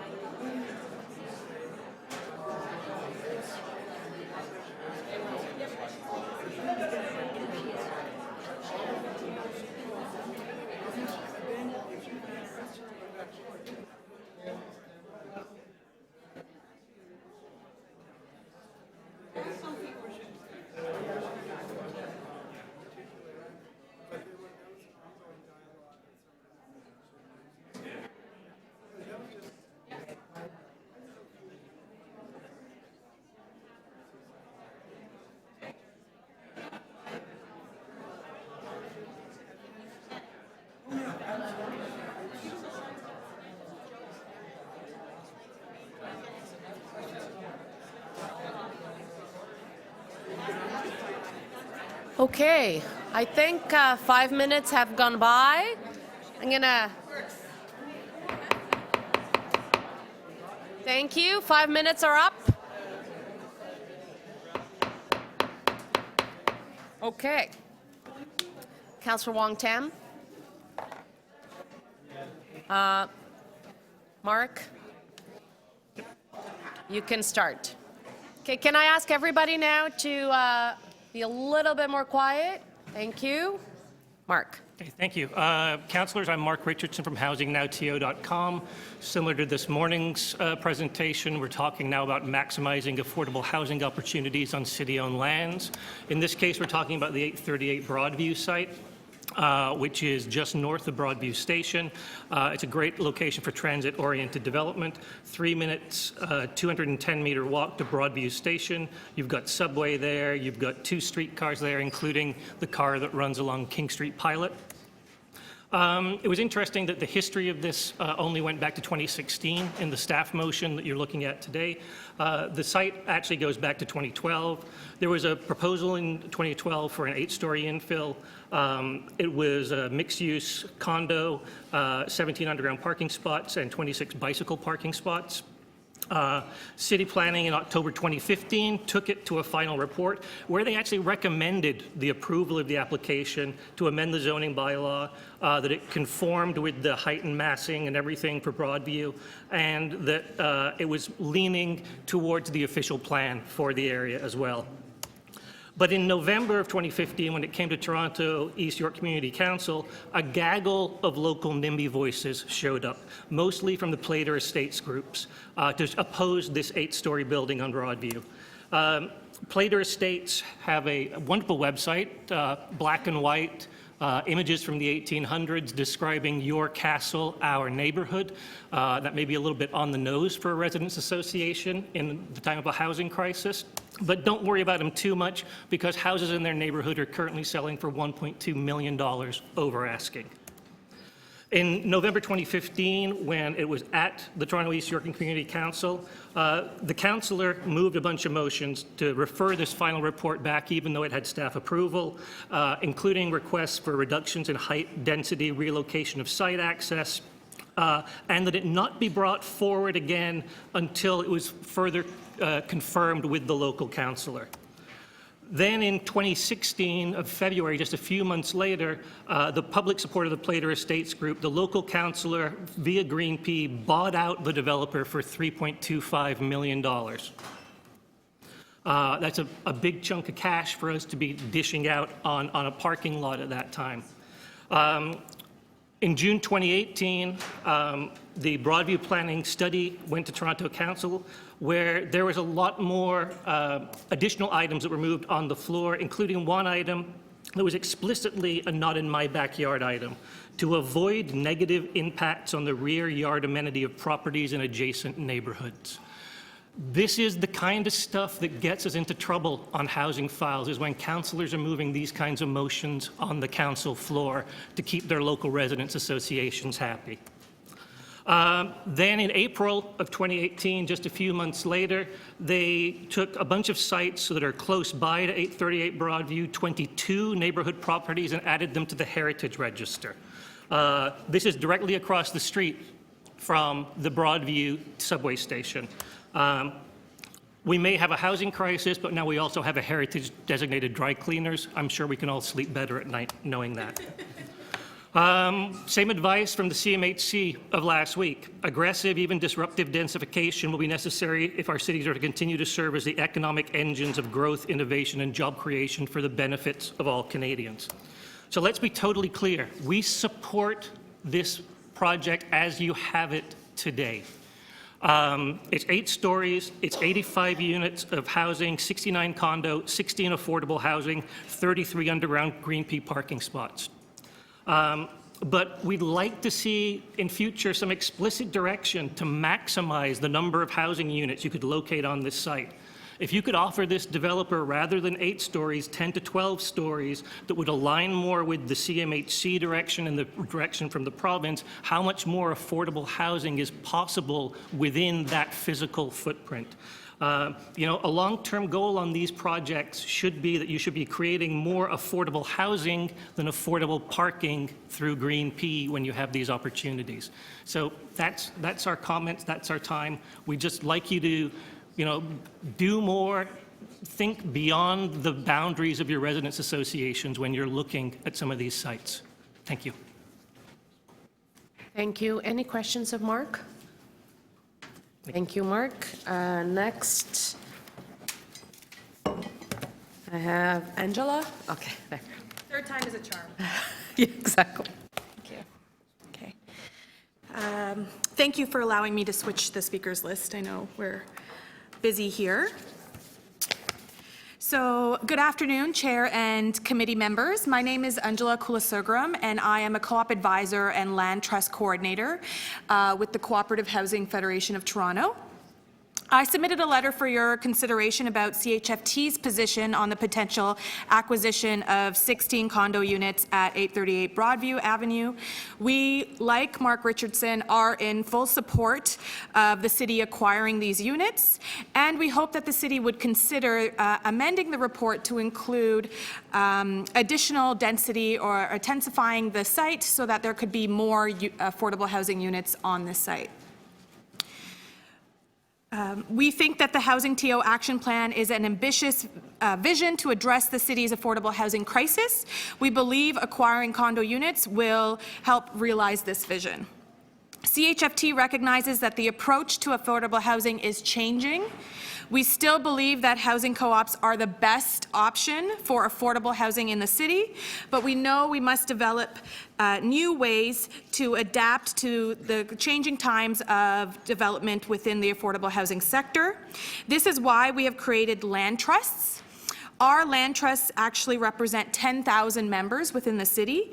We are ready to add more units to our land trusts to guarantee permanent affordable housing in the city. We have proven that housing co-ops within a condo can work. In 2017, CHFT, through a partnership with the city, acquired 12 condo units at 10 York Street, which is a Tridal development. These units formed what's called Naismith Nonprofit Housing Co-op. Yes, my ED loves basketball, so everything will be named after basketball going forward in our organization. The co-op was added to our land trust, the Naismith Land Trust. The Naismith Land Trust is governed by affordable housing sector advocates. We also created an access plan that was transparent, fair, and accounted for potential problems the city had flagged. For over 3 months, we advertised these units in the local paper, online, on our websites, to give people an opportunity to apply. On these platforms, we communicated who could apply, their income thresholds, and what to expect once an application was submitted. We held information sessions for applicants to learn about the new housing co-op model. We had over 1,100 people apply for 12 units. So I do not need to speak further to how much of a crisis we're in. We created a lottery. The lottery selection process was filmed and supervised by city housing consultants. We managed the move-ins, developed a relationship with on-site condo staff, and now have a co-op management company managing these units remotely within 10 York Street. Admittedly, there are a lot of lessons learned during this process, given how new this model is for us, but we are successful. We now have single-parent-led families with young children, young professionals, young families, housed in affordable units who could otherwise not afford to live in the heart of the city. We are now better prepared to take on new units in condo developments. So we urge the committee to consider acquiring these 16 units and also the amendment put forward by Mark Richardson. And if approved, we hope the city will consider working with CHFT to transfer these units to a housing co-op at 838 Broadview Avenue. Thank you. Any questions? Seeing none? Thank you. Any questions of staff? Oh, sorry, let me just ask if there's anybody else that would like to speak on this item. Seeing none. Questions of staff? Councillor Bradford. Just very quick. This came to the Toronto Parking Authority Board 2 weeks ago. This question is for legal. At that point, the confidential amount on the price that we're paying for the parking spaces is confidential here, but at the TPA board 2 weeks ago, we had a public recommendation with that amount. I'm just wondering why that was the case. Yes, so the chair, I'm not aware of that, Councillor. Was it not public last or 2 weeks ago? I'm not aware. So I think Madam Mr. Chair, Gadden has a response from in terms of the part that's confidential in this report is regarding the housing price at this point. The parking numbers were public numbers, so the sale price of the property was disclosed, but not the purchase price of the actual condo units. Okay, thank you. All my questions. Any other questions? Seeing none. Speakers? Councillor Bradford.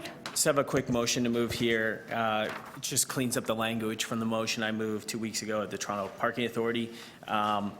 Similar to the deputant's comments, I'm really interested in learning how we can maximize the number of affordable housing units on these sites. I know, I'm sure my colleagues here at this committee share that view. And, you know, I just wanted to make note that when this kind of came to the Toronto Parking Authority, we had recommendations there for us to enter into an agreement of purchase of sale. And again today, we have a conceptual development plan, but we actually have no zoning approvals around that. And in fact, this is the whole premise is contingent on that. So I'm not familiar where we have a lot of situations where we're investing money without knowing whether or not we're getting the maximum benefit, especially for the development value of these sites.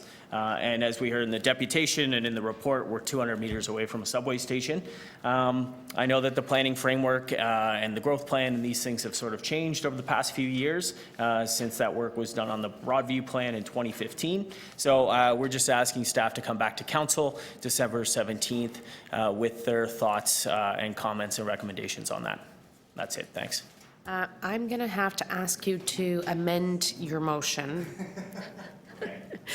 because TPA doesn't do real estate anymore. So TPA real estate transactions are under the Create TO already. So the Housing Secretariat would have to consult with the CEO of Create TO. Is that okay? Yeah, that's fine. Okay. So.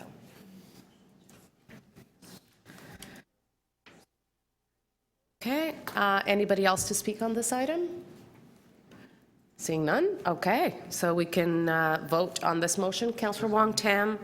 Kristen, we need you for a vote. Yep, we need you for a vote. Kristen. Sorry, what was your amendment? It's not the president of TBA, it's the CEO of Create TO.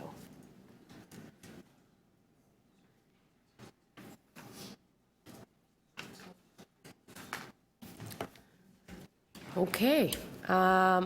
And with that amendment, all those in favor? And item as amended, all those in favor? That carries. Thank you. So, next item is 11.10, activating a revitalization plan for the Dundas Sherbourne neighborhood. First speaker is Bob Rose. Good afternoon, Bob. Afternoon. Thanks for letting me speak today. I'm speaking as a member of the Shelter Housing Justice Network and also as a member of OCAP.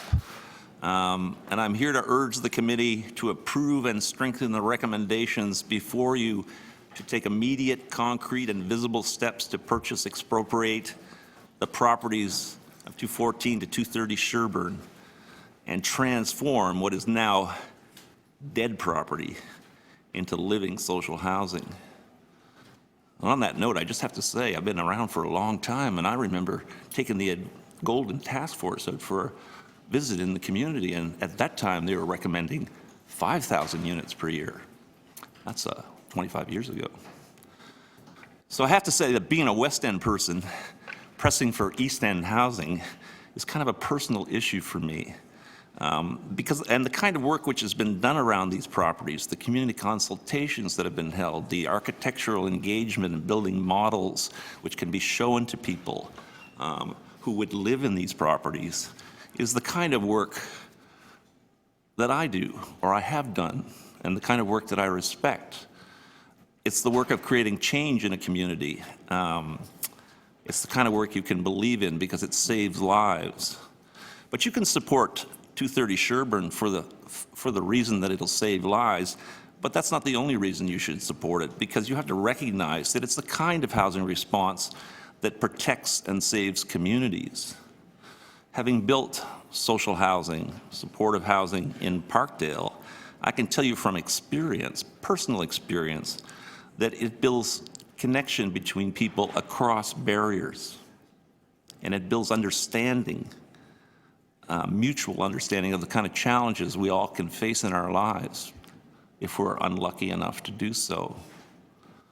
And why? It's because it creates inclusion, and it reduces exclusion, which is one of the most dangerous factors that people can experience, that isolation that makes people feel they're alone. So just to know, I mean, I've spent 40 years working in Parkdale, various initiatives, anti-poverty, homelessness activism, breaking down social isolation, building housing, building food security. And every one of those directions were intersectional with the issue of home. They all took place under an umbrella that prioritized the urgency, the importance of meeting people's basic needs, because that's crucial to living with stability and safety. And I got to tell you, I'm not happy to say this, but having been present at 400 or so funerals over 40 years, some of whom were homeless people, almost all of the rest had experienced homelessness or precarious housing, and as a result of all of those experiences, died before their time, is in itself an emergency. Over all those years, it was the voices of the people I served, the disabled, the homeless, the isolated, the people who are grieving, who taught me about what is right and what is wrong. And you need to consider that, I think. I know you consider it.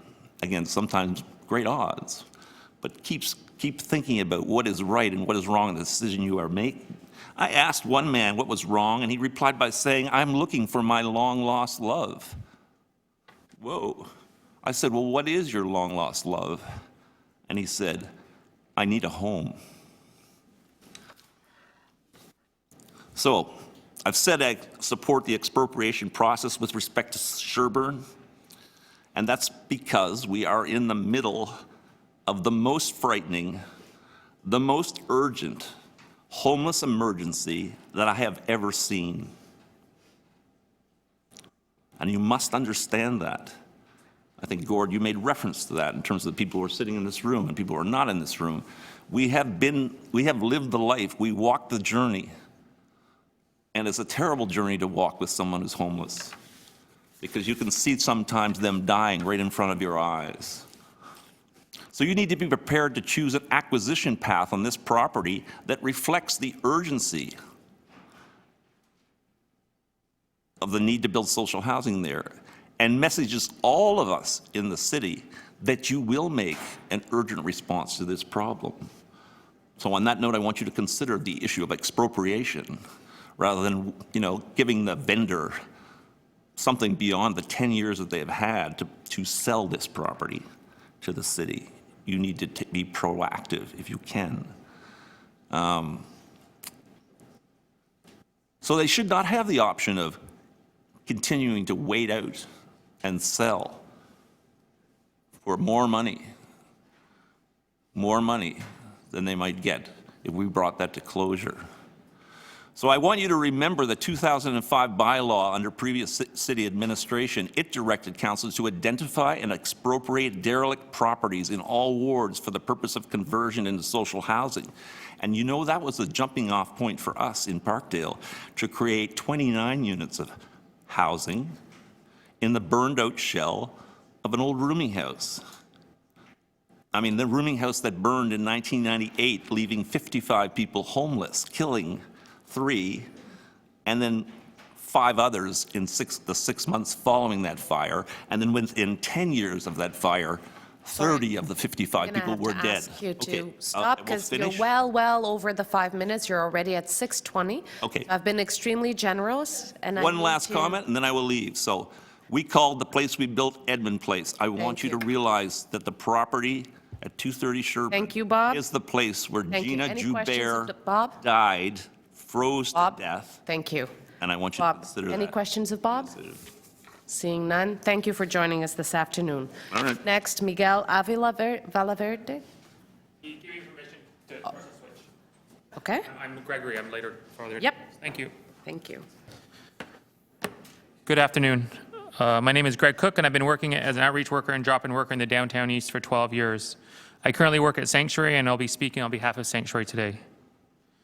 During my time as an outreach worker, I've seen the city government rezone huge sections of downtown Toronto. They have also sold off huge tracts of city land in places like Regent Park. These policies and funding decisions that the city has made have accelerated gentrification at a massive rate. This gentrification has driven up rents and incentivized developers to demolish low-rent rooming houses.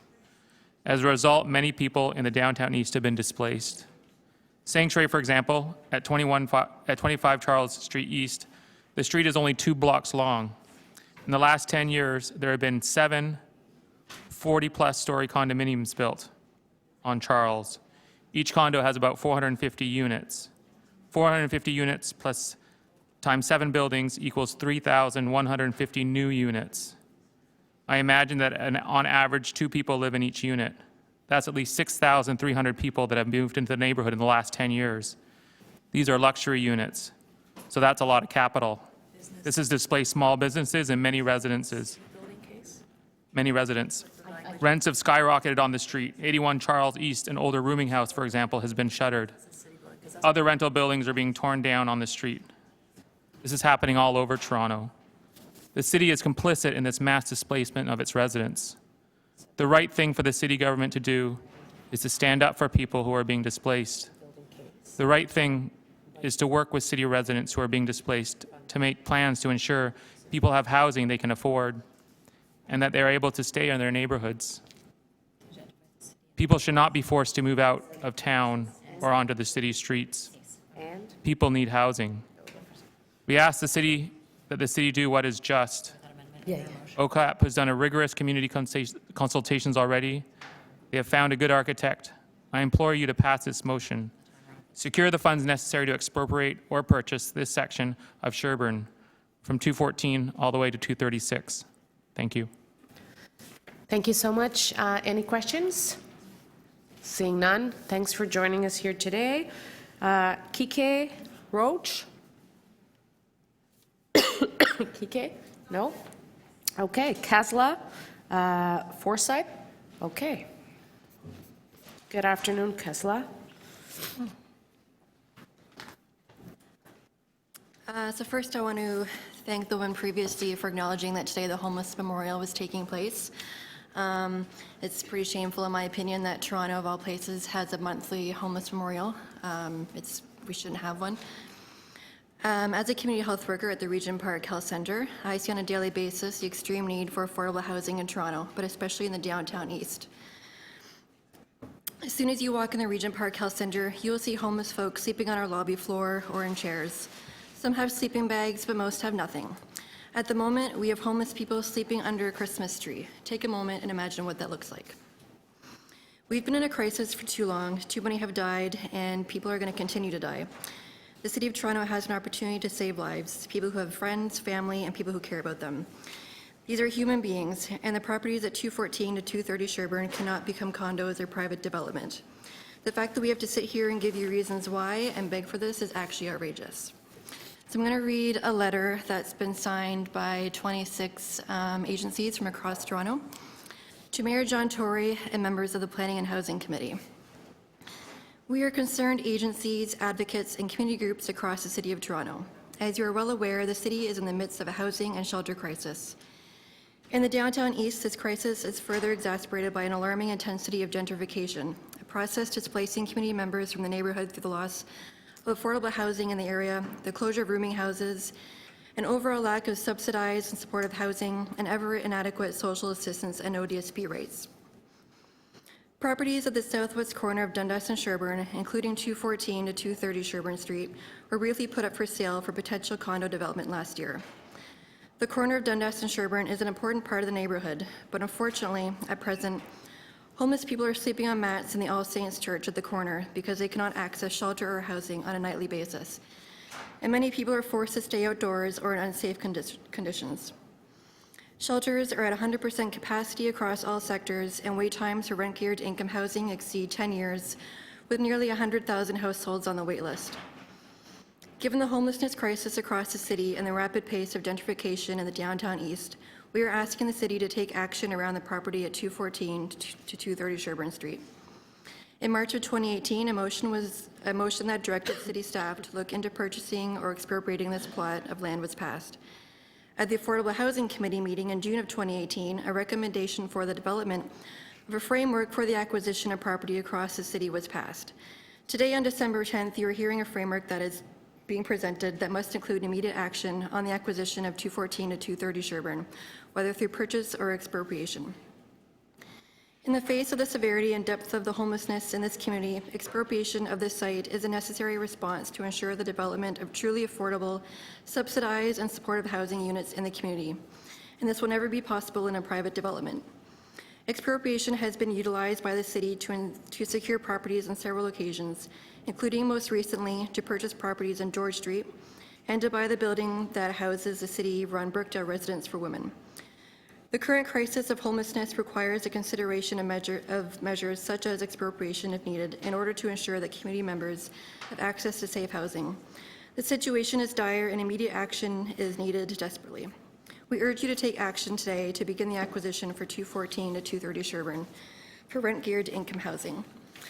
And this is signed by the following 26 agencies: the Regent Park Community Health Center, Street Health, Sherbourne Health Center, Health Providers Against Poverty, Regeneration Community Services, CSI Regent Park, Seas Center, Inner City Family Health Team, St. Jude Community Homes, South Riverdale Community Health Center, St. Stephen's Community House, Shelter and Housing Justice Network, Neighborhood Legal Services, Mainstay Housing, YWCA, the CRC Regent Park Community Food Center, the Neighborhood Group, Toronto Drop-In Network, Sanctuary, Restorative Justice Housing Ontario, Dixon Hall Neighborhood Services, Loft Community Services, Fife House Foundation, Japanese Canadians for Social Justice, the Ontario Coalition Against Poverty, and the All Saints Church Community Center.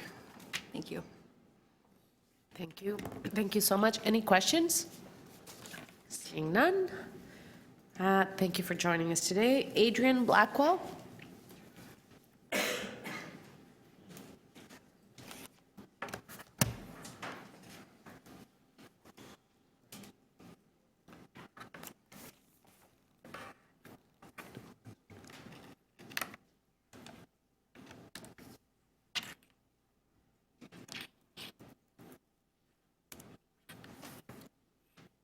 Can I show something? Yeah. Okay. Good afternoon. Thanks to the Planning and Housing Committee for your hard work and for letting me speak today. I'm here to present a letter from 174 architecture and planning professionals, academics, students, and interns that has been sent to the mayor and to the Planning and Housing Committee members. The letter demands the expropriation or purchase of lots 2014 to 2030 Sherbourne Street for rent-geared to income housing, and is based on a community-driven proposal developed by architects, architecture academics, and interns in collaboration with the Ontario Coalition Against Poverty. Sorry.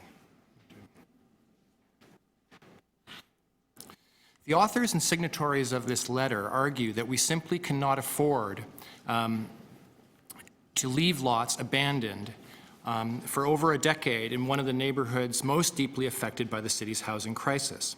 As the Housing Secretary has pointed out, the Dundas-Sherbourne neighborhood is a key point in the city's affordability crisis, and it's home to some of the city's most vulnerable citizens and the institutions that serve them. For the past quarter century, the city has pursued planning policies which have encouraged the hyper-commodification of housing around the downtown east and across the city. In the mid-1990s, the Two Kings development deregulated zoning surrounding the south side of the downtown east, from industrial to mixed use. In the early 2000s, and since then, the redevelopment of Regent Park sold off city-owned land in order to maintain public housing units, producing significant gentrification effects in the surrounding neighborhoods. And even more recently, policies encouraging high-rise market housing along the Yonge Street corridor is encroaching rapidly on Sherbourne Street. These city policies have encouraged a speculative real estate industry which builds apartments as investments rather than as housing, increasing the cost of housing in the city. The architecture and planning professionals and academics, interns, and students who signed the letter are fed up with working in an industry that encourages and produces gentrification rather than producing generous housing that allows residents to securely remain in the neighborhoods they inhabit. We demand that the city take decisive action to stop the gentrification of the downtown east and the hyper-commodification of housing in this neighborhood. The signatories include professors of architecture and planning at all ranks from the universities of Waterloo, Toronto, Ryerson, York, including the directors of architecture schools at Ryerson and Waterloo, former directors of planning at U of T and York. It also includes the principals of planning and architecture and landscape architecture firms doing important public work in the city, including ERA, LGA, Perkins & Will, PMA, Plant, David Carter, Paula Bowley, and SVN Architects and Planners. It also includes the advocacy group Open Architecture Collaborative. We strongly urge the city to take direct action and approve the expenditure to purchase 2014 to 2030 Sherbourne in the 2020 city budget. For architects and planners, the intersection of Sherbourne and Dundas is a site of important architectural experimentation and activism in affordable housing in the 1970s. Projects like Sherbourne Lanes, now Dan Harrison Housing by Diamond Myers Architects, and Pembroke Lanes by Jerome Markson are important examples of infill housing that bracket 2014 and 2013 Sherbourne. It's crucial that these existing units are maintained and upgraded to continue to provide safe RGI housing.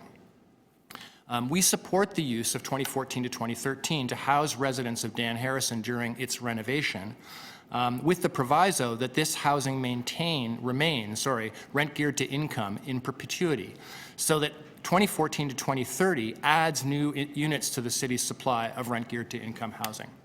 Thanks. Thank you so much. Any questions? Seeing none, thanks for joining us today. Yogi Akaria.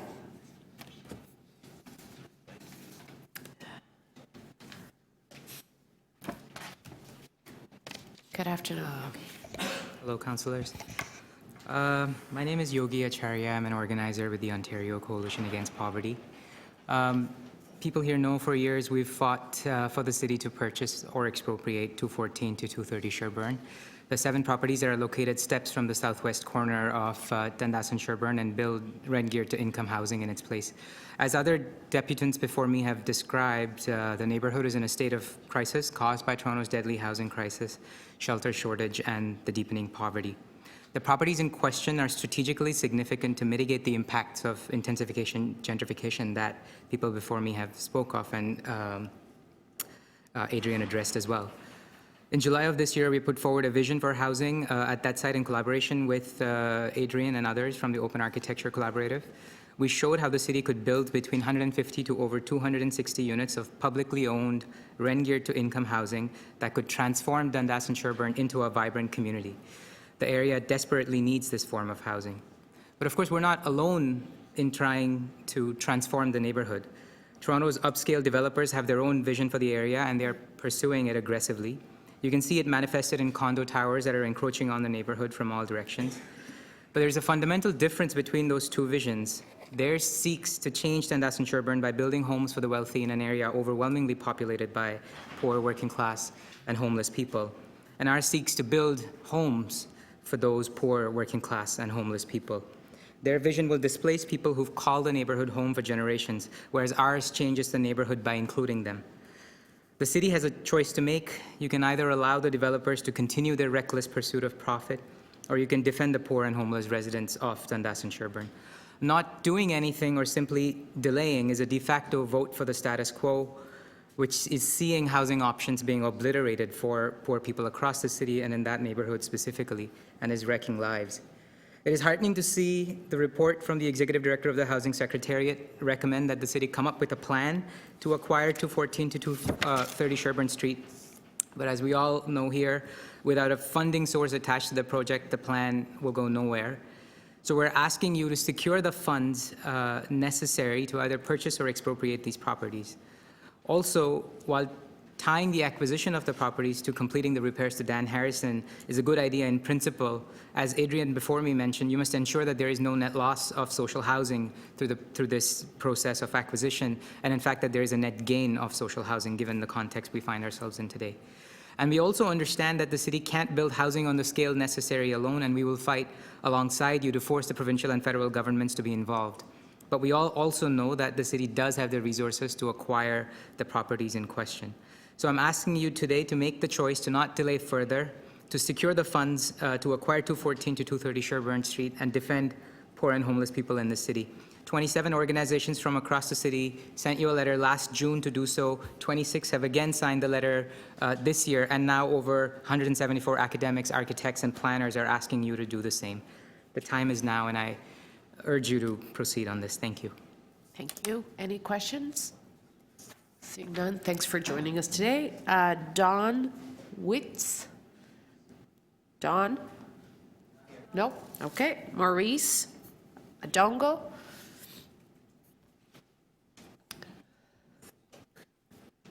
Good afternoon, Maurice. Good afternoon. Okay, my name is Maurice Adongo. I am a mental health worker at Street Health, which is at Sherbourne and Dundas, just next to the 214, 230 place that we are talking about. Now, the thing that you notify when you are there, like me who has worked there for 20 years, is that this is a hub of homeless communities. People are there. They're already there physically.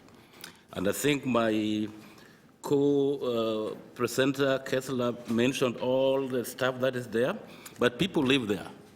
They are in the church, they are in the streets, they are in the pavement, they are in the alleyway, they come at Street Health, they sleep there. That's their home. They are a community. People think that homeless people cannot have a community. There's no such thing. And then apart from what Kessler told you, there's one other facility which is really critical for us, for this community, is Suma Creek Health Center, which is run by St. Michael's. We don't have anything like that. Homeless people don't have it. They don't just can't walk in and get access to a physician or get access to even, a nurse or all. These things is what hold them. So if we let this place go, and the developers come and put another monstrous condominium there, these guys have to leave. They're going to be pushed out. Where you're going to push them out, I don't know. But I'll tell you a couple of things, and the reason why I'm here. Right now, I'm working with a woman, 68 years old. She's a senior. I went to her place, she's being evicted. She has been evicted. She was paying $1,100. She's on OAS, Old Age Security. She was paying it because she wants to be in a house. After she pays it, she has $200 left. And she's been evicted. We look for a place like crazy. We can't get a place. The smallest place, a bachelor in this city now is between 1,000, 1,300. That can't even fit her. This is a 68-year-old woman who has worked almost all her life. She has a lot of stuff. So that won't work for us. So and she has a neurological health condition. She has pain, so she takes pain medication. She has problem with her legs.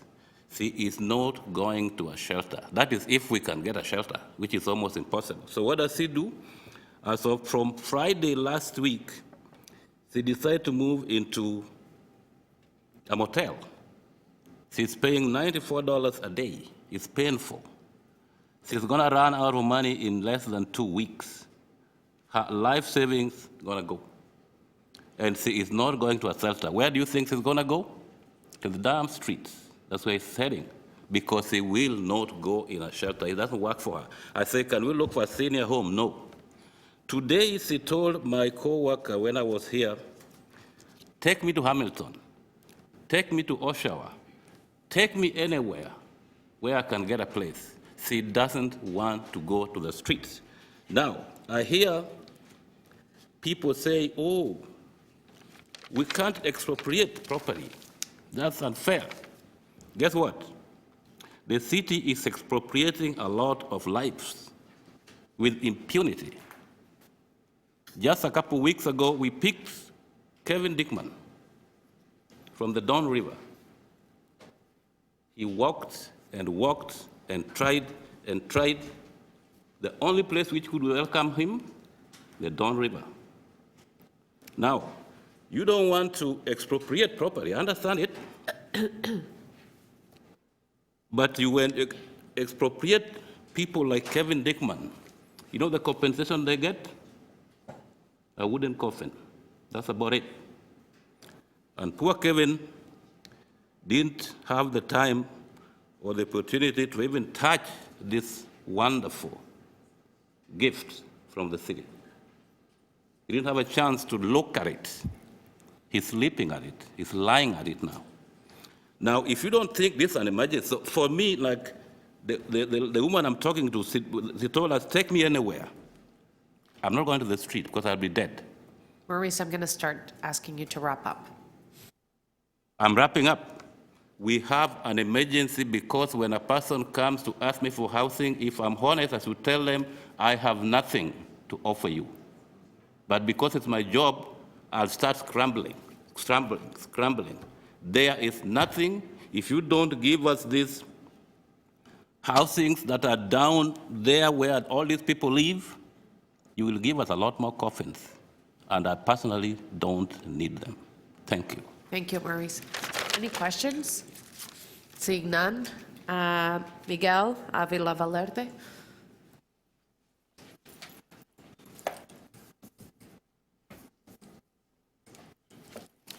Thank you. So we have a housing emergency in Ward 13. My councilor, Christian Wantam, has been diligently educating the members of my community to understand the gravity of our community. I believe last month, she was able to share with us what is going on in the Ward 13, in particularly Sherburne and Dundas area, where we have we have a crisis with opioid and addictions and so many other things and the community has been working diligently for years and years and years, coming here to City Hall and asking and demanding housing for the homeless, for the people who cannot afford affordable housing. And thank you that today this committee is reviewing that definition on affordable housing, because in reality there is no place anyone who lives in Ontario Works or disability can afford a basement apartment or a rooming house. It's becoming unavoidable. So why don't we do something instead? Why don't we start to divest the police services? They're asking for more money this year, an increment of 3.9%. How easy is for this committee of the city, sorry, not other committees, to say yes to the police services when they come and demand money for their members? Why we don't have compassion for the people who are dying on the streets? We do have a solution. The community has even prepared a plan to build a housing units in this property that is required by members to expropriate so that we can have the housing that is really affordable. And we can start very well by divesting the money that we are spending in police that is only creating problems rather than solutions. Spend time where it's wisely. Fund schools, fund housing, not cops and prisons. Thank you. Thank you, Miguel. Any questions? Seeing none. Deanna Lentini.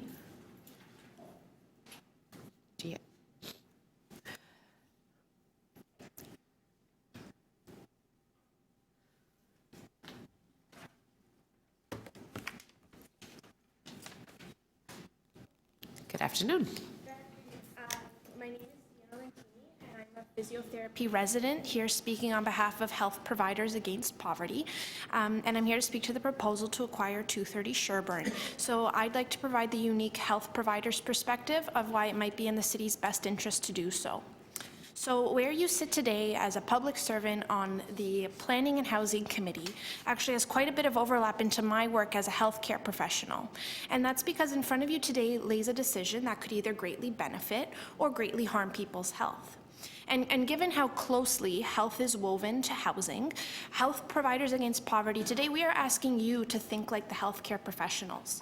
We want you to take out your metaphorical stethoscope and examine the heartbeat of the city with us and imagine the possibilities that healthy housing could create. So, the decision about 230 Sherbourne could absolutely make your imaginary patients healthier. This is something the city should be ready for if we decide to make room for up to 260 units of healthier, happier residents. Your imaginary patients would have a stronger and more vibrant downtown east side where we hear fewer ambulance sirens, where we have less paramedics being called on preventable issues. Your patients would have a less crowded emergency room, and there would be fewer diabetic emergencies in the neighborhood, and you as a health provider would have fewer missed appointments in your schedule. Ultimately, Toronto as a city would then need to dig fewer graves. If you think that this is the outcome that you want for your patients, and you think that we are ready to reduce the burden on public health infrastructure in Toronto, then 230 Sherbourne might be just the way to do it. On the other hand, your decision about this property today could also make your patients very ill. It would aggravate their chronic health conditions, such as poorly managed HIV, hepatitis, diabetes, and cancer. And it would propagate malnutrition and silently pluck years off the ends of people's lives. Homelessness cuts a person's life expectancy by 50%, which makes it somewhat of a terminal diagnosis. As you continue to think like the healthcare provider today, it goes without saying that this is not the outcome that you want for any of your patients. We stand with housing advocates today in asking you to acquire 230 Sherbourne for the purpose of social housing. This is a sound investment that will see multiple returns in reducing housing wait lists, cost to city services, and improved healthcare. To give some perspective, the average total annual cost of hospitalization among housed individuals like you or I in Canada is only $524 for the whole year. Compare this to the annual cost of hospitalization for an individual who is homeless. It's $2,495. So this means that being housed, you use only 20% of the hospital resources that an individual who is homeless uses. So this, in line with the research of the Canadian Observatory on Homelessness at York University, points to secure housing as both a humane and cost-effective solution at managing your public health care costs. So moving forward on 230 Sherbourne would make a palpable difference for the social support services in the neighborhood. It would restore the lack of low-rent homes that were previously in the area. It would support Maxwell Meagan and Central Neighborhood House in the difficult work that they have been championing for shelter and housing in this same neighborhood. And the city has already recognized housing as a human right. So given that current housing emergency, little E or big E, it is high time to take concrete action by giving the neighborhood of Dundas Sherbourne what it needs most. So with that, the Health Providers Against Poverty, we are asking you to be brave. We are asking you to be bold and make space in our city for a direct response that can create healthy, thriving residents who could soon be able to take pride in the place they call home and even make plans for living a longer, healthier life. We want you to know that even though you may not be wearing the white coats or the scrubs today, that you can still impact the health of hundreds of Torontonians through your decision on 230 Sherbourne. Thank you. Thank you. Any questions? See none. Thanks for joining us today. Ryan Hayes?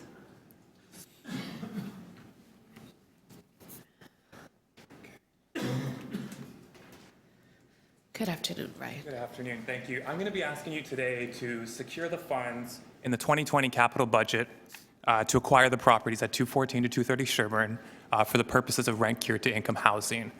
I'm a lifelong Toronto resident, but I have to say it's getting harder and harder to live in the city.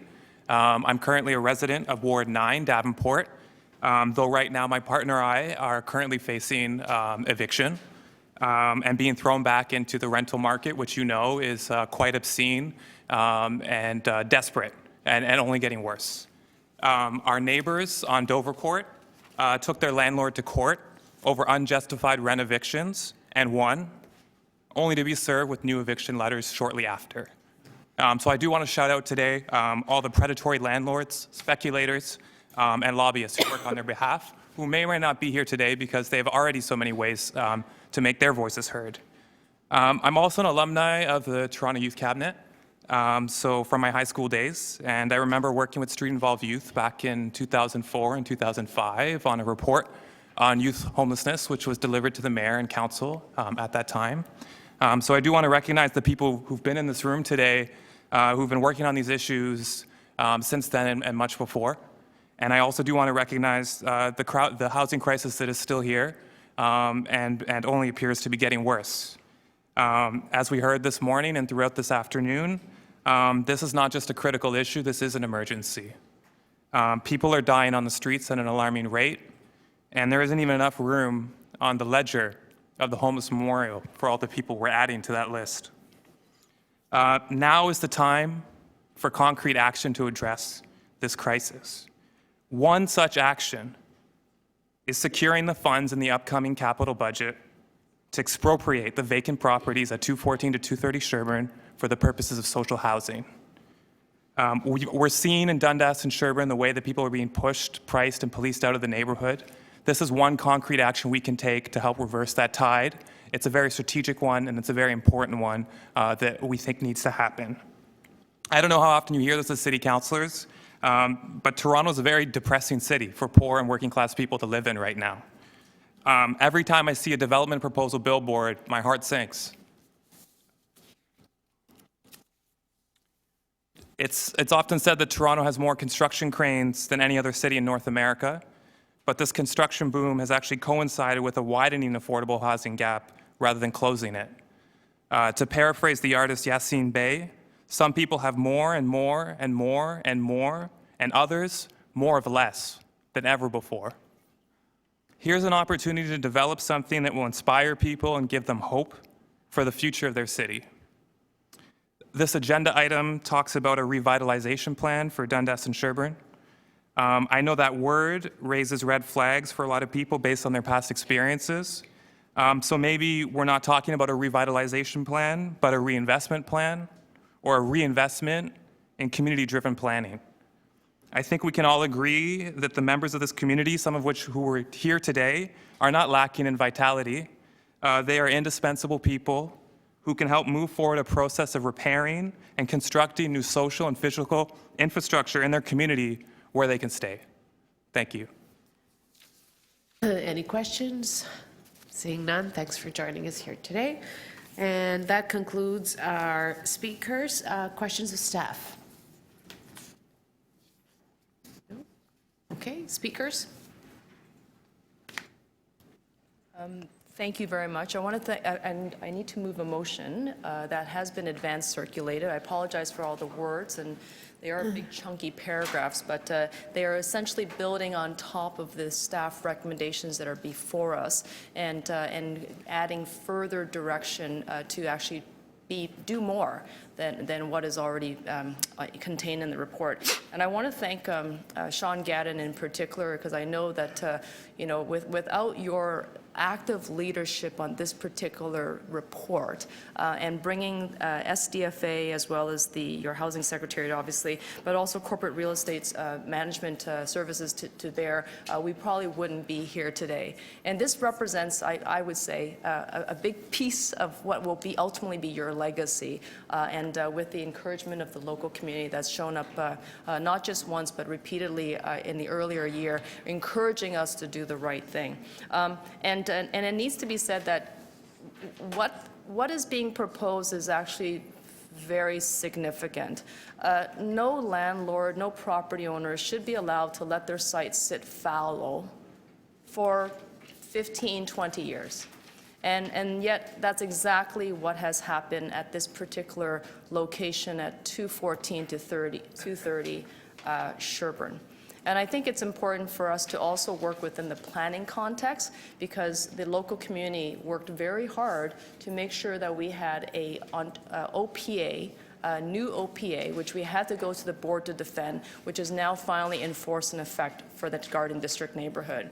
We also worked with the heritage community to designate that particular house, knowing that one day there might have been a chance, and I knew it at the back of my mind when I did it then, is that we may end up purchasing this site if it didn't go through, and we would actually undertake the cost to restore that heritage property, very similar to what we are going to be doing for George Street, knowing that it will come at additional costs to the city. It might actually encumber some of the opportunity for development, but we would not be able to build a significant city building asset without actually making sure that we were going to follow our own rules. There are probably all sorts of developers who have taken a kick at the can at this particular site. This is not a site that would have not attracted developers. But every single one of them looked at the site and probably said they couldn't do it because of the amount of density that they would have to get in terms of the GFA that they would need to secure from the city in order for them to break through our OPA and also to bust through a neighborhood designation. So the report that you have here is going to be layered with the recommendation that will ask us to look beyond the 214, 230 Sherbourne locations, to think a little bit more broadly, to see how can we actually do what we can to either enhance the site by enlarging it or perhaps taking a look at the additional adjacencies. And I think that it's important for us to also take a look just up the street. Dan Harrison, as a complex and a campus managed and owned by TCHC, is a site that has been struggling for some time. I don't think that we would be honest if we didn't have a conversation about why we need to be able to take a look at reinvesting and putting more time and energy to putting together a proper program and supports for the residents of Dan Harrison, who I would say some of them are in a mode of crisis, but the area itself is in a state of emergency. And it's important for us to recognize this is not a downtown east emergency. We just happen to be the face of the emergency. But this emergency is owned by every single Torontonian, every single developer, every single business interest. This belongs to all of us, just like the opiate crisis doesn't sit exclusively in the downtown east. We own everything. The mental health crisis, we should own together. The lack of treatment beds, we need to own together. The lack of addiction support, we need to own together. And that means that we have to come up with a responsibility and an action plan that will get us out of the crises that we are currently in. I just want to highlight the work that has already taken place in Toronto Centre. I think it's important for people to recognize. We have built new supportive housing on Homewood Avenue, operated by NAMI Res. Habitat for Humanity is coming in on Wellesley, and we introduced them to that particular site. Artscape is operating 14 units at Dundas and Jarvis. We're building a new co-op on Selby. Native Family and Child Services has come into Carleton. We have EGAL, which is opening a brand new LGBT transitional home on Dundas and Pembroke. The Bay Street community rallied and said to the Ontario government, don't you dare sell the coroner's location at Grenville and Grosvenor unless you build in affordable housing. We have actively built a new transitional home at 9 Huntley for Fife House. We have a new facility at Jarvis and in Isabella for Casey House. And anywhere from 10 to 15 to 50% of all Section 37 agreements in Toronto Centre goes back to affordable housing and especially capital repairs for TCHC. This is a community and neighborhoods that has more than shouldered its share for the city. So when the reports come out and say the city's doing pretty good here, here, and here, I want everyone to recognize the work that has taken place in Toronto Centre for the city and the mayor and anybody else to be able to say we're hitting some of these marks. It's not because it's coming out exclusively from the committee. It's actually because it's coming from the community. And this community has once again risen up and said there's a site that's sitting fallow. We can do so much more than we are doing today.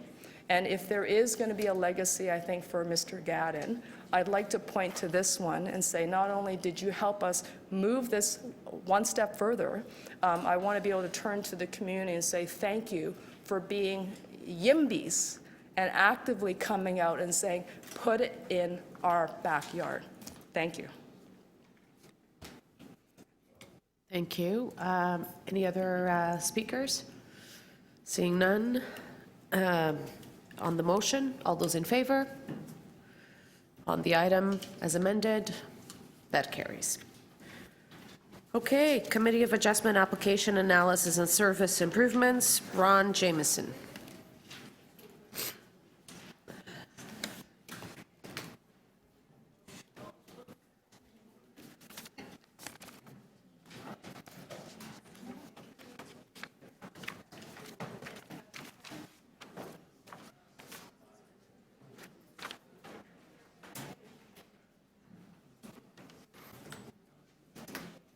Hey, good afternoon, Madam Chair, members of the committee. My name is Ron Jamieson. I'm a director in the Long Branch Neighborhood Association, and we've had a lot of experience lately with Committee of Adjustment and TLAB.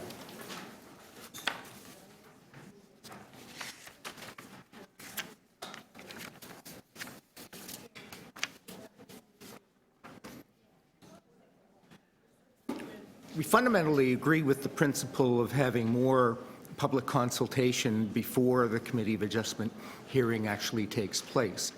But the pilot mediation project that took place, we believe, was a failure. And it was a failure for one primary reason, in that the residents were not allowed to talk about the central issue that was on the table, severance of the property. And I think that created a lot of dissatisfaction among our residents. And I think that probably is enough to say the efforts at public consultation that, as directed by the Committee of Adjustment, were similarly without discussion of the central issue, the severance. We agree that with the principle of separating consent applications into a separate stream. We're finding that when we go to Committee of Adjustment hearings, we're allowed 5 minutes per resident and for the applicant to present a case that's so complex that when we get to TLAB to appeal these are typically taking 4 to 8 days. And so what we'd like to recommend is that they be handled in a separate stream. In our case, the Committee of Adjustment panel meets twice a month. We would propose setting aside one of those days each month just to focus on consent applications. We would suggest that the applicants and the residents be asked to register for the hearing, to estimate the time required to hear each case. There will be cases where there'll be more opposition, less opposition, depending on the residents. But the presentation times will have to have a limit to allow the committee to do its job, but definitely more than the current 5-minute presentations we're experiencing. We'd like to see the committee have a reduced caseload, and I think planning needs to play a part in this. The staff reports need to take a more assertive stance on compliance with the bylaws and the neighborhood design guidelines that City Council introduced in 2018 for our particular neighborhood. But we feel that the reports need to be clear and unambiguous in the recommendations that they make to the panels. We're seeing recommendations right now that just say this report should be heard by the Committee of Adjustment. And that's not good enough. We also see a need for bringing forestry and planning together to have a combined recommendation so that planning can also bring in the comments from forestry on the environmental policies that are in the official plan. Right now, they're going down 2 different streams. The Committee of Adjustment panel members believe if they approve that forestry has the power to stop trees from going down, and that's not the case. That's not what's happening in our neighborhood. So I think by getting the 2 groups together to work together, it should go more effectively.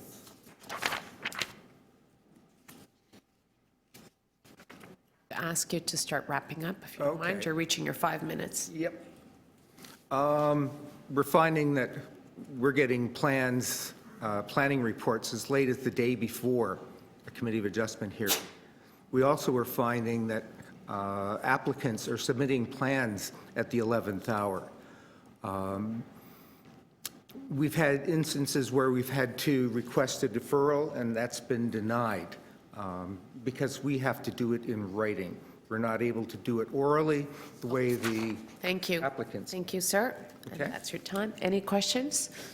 Seeing none, thanks for joining us here today. Jeff Cattell.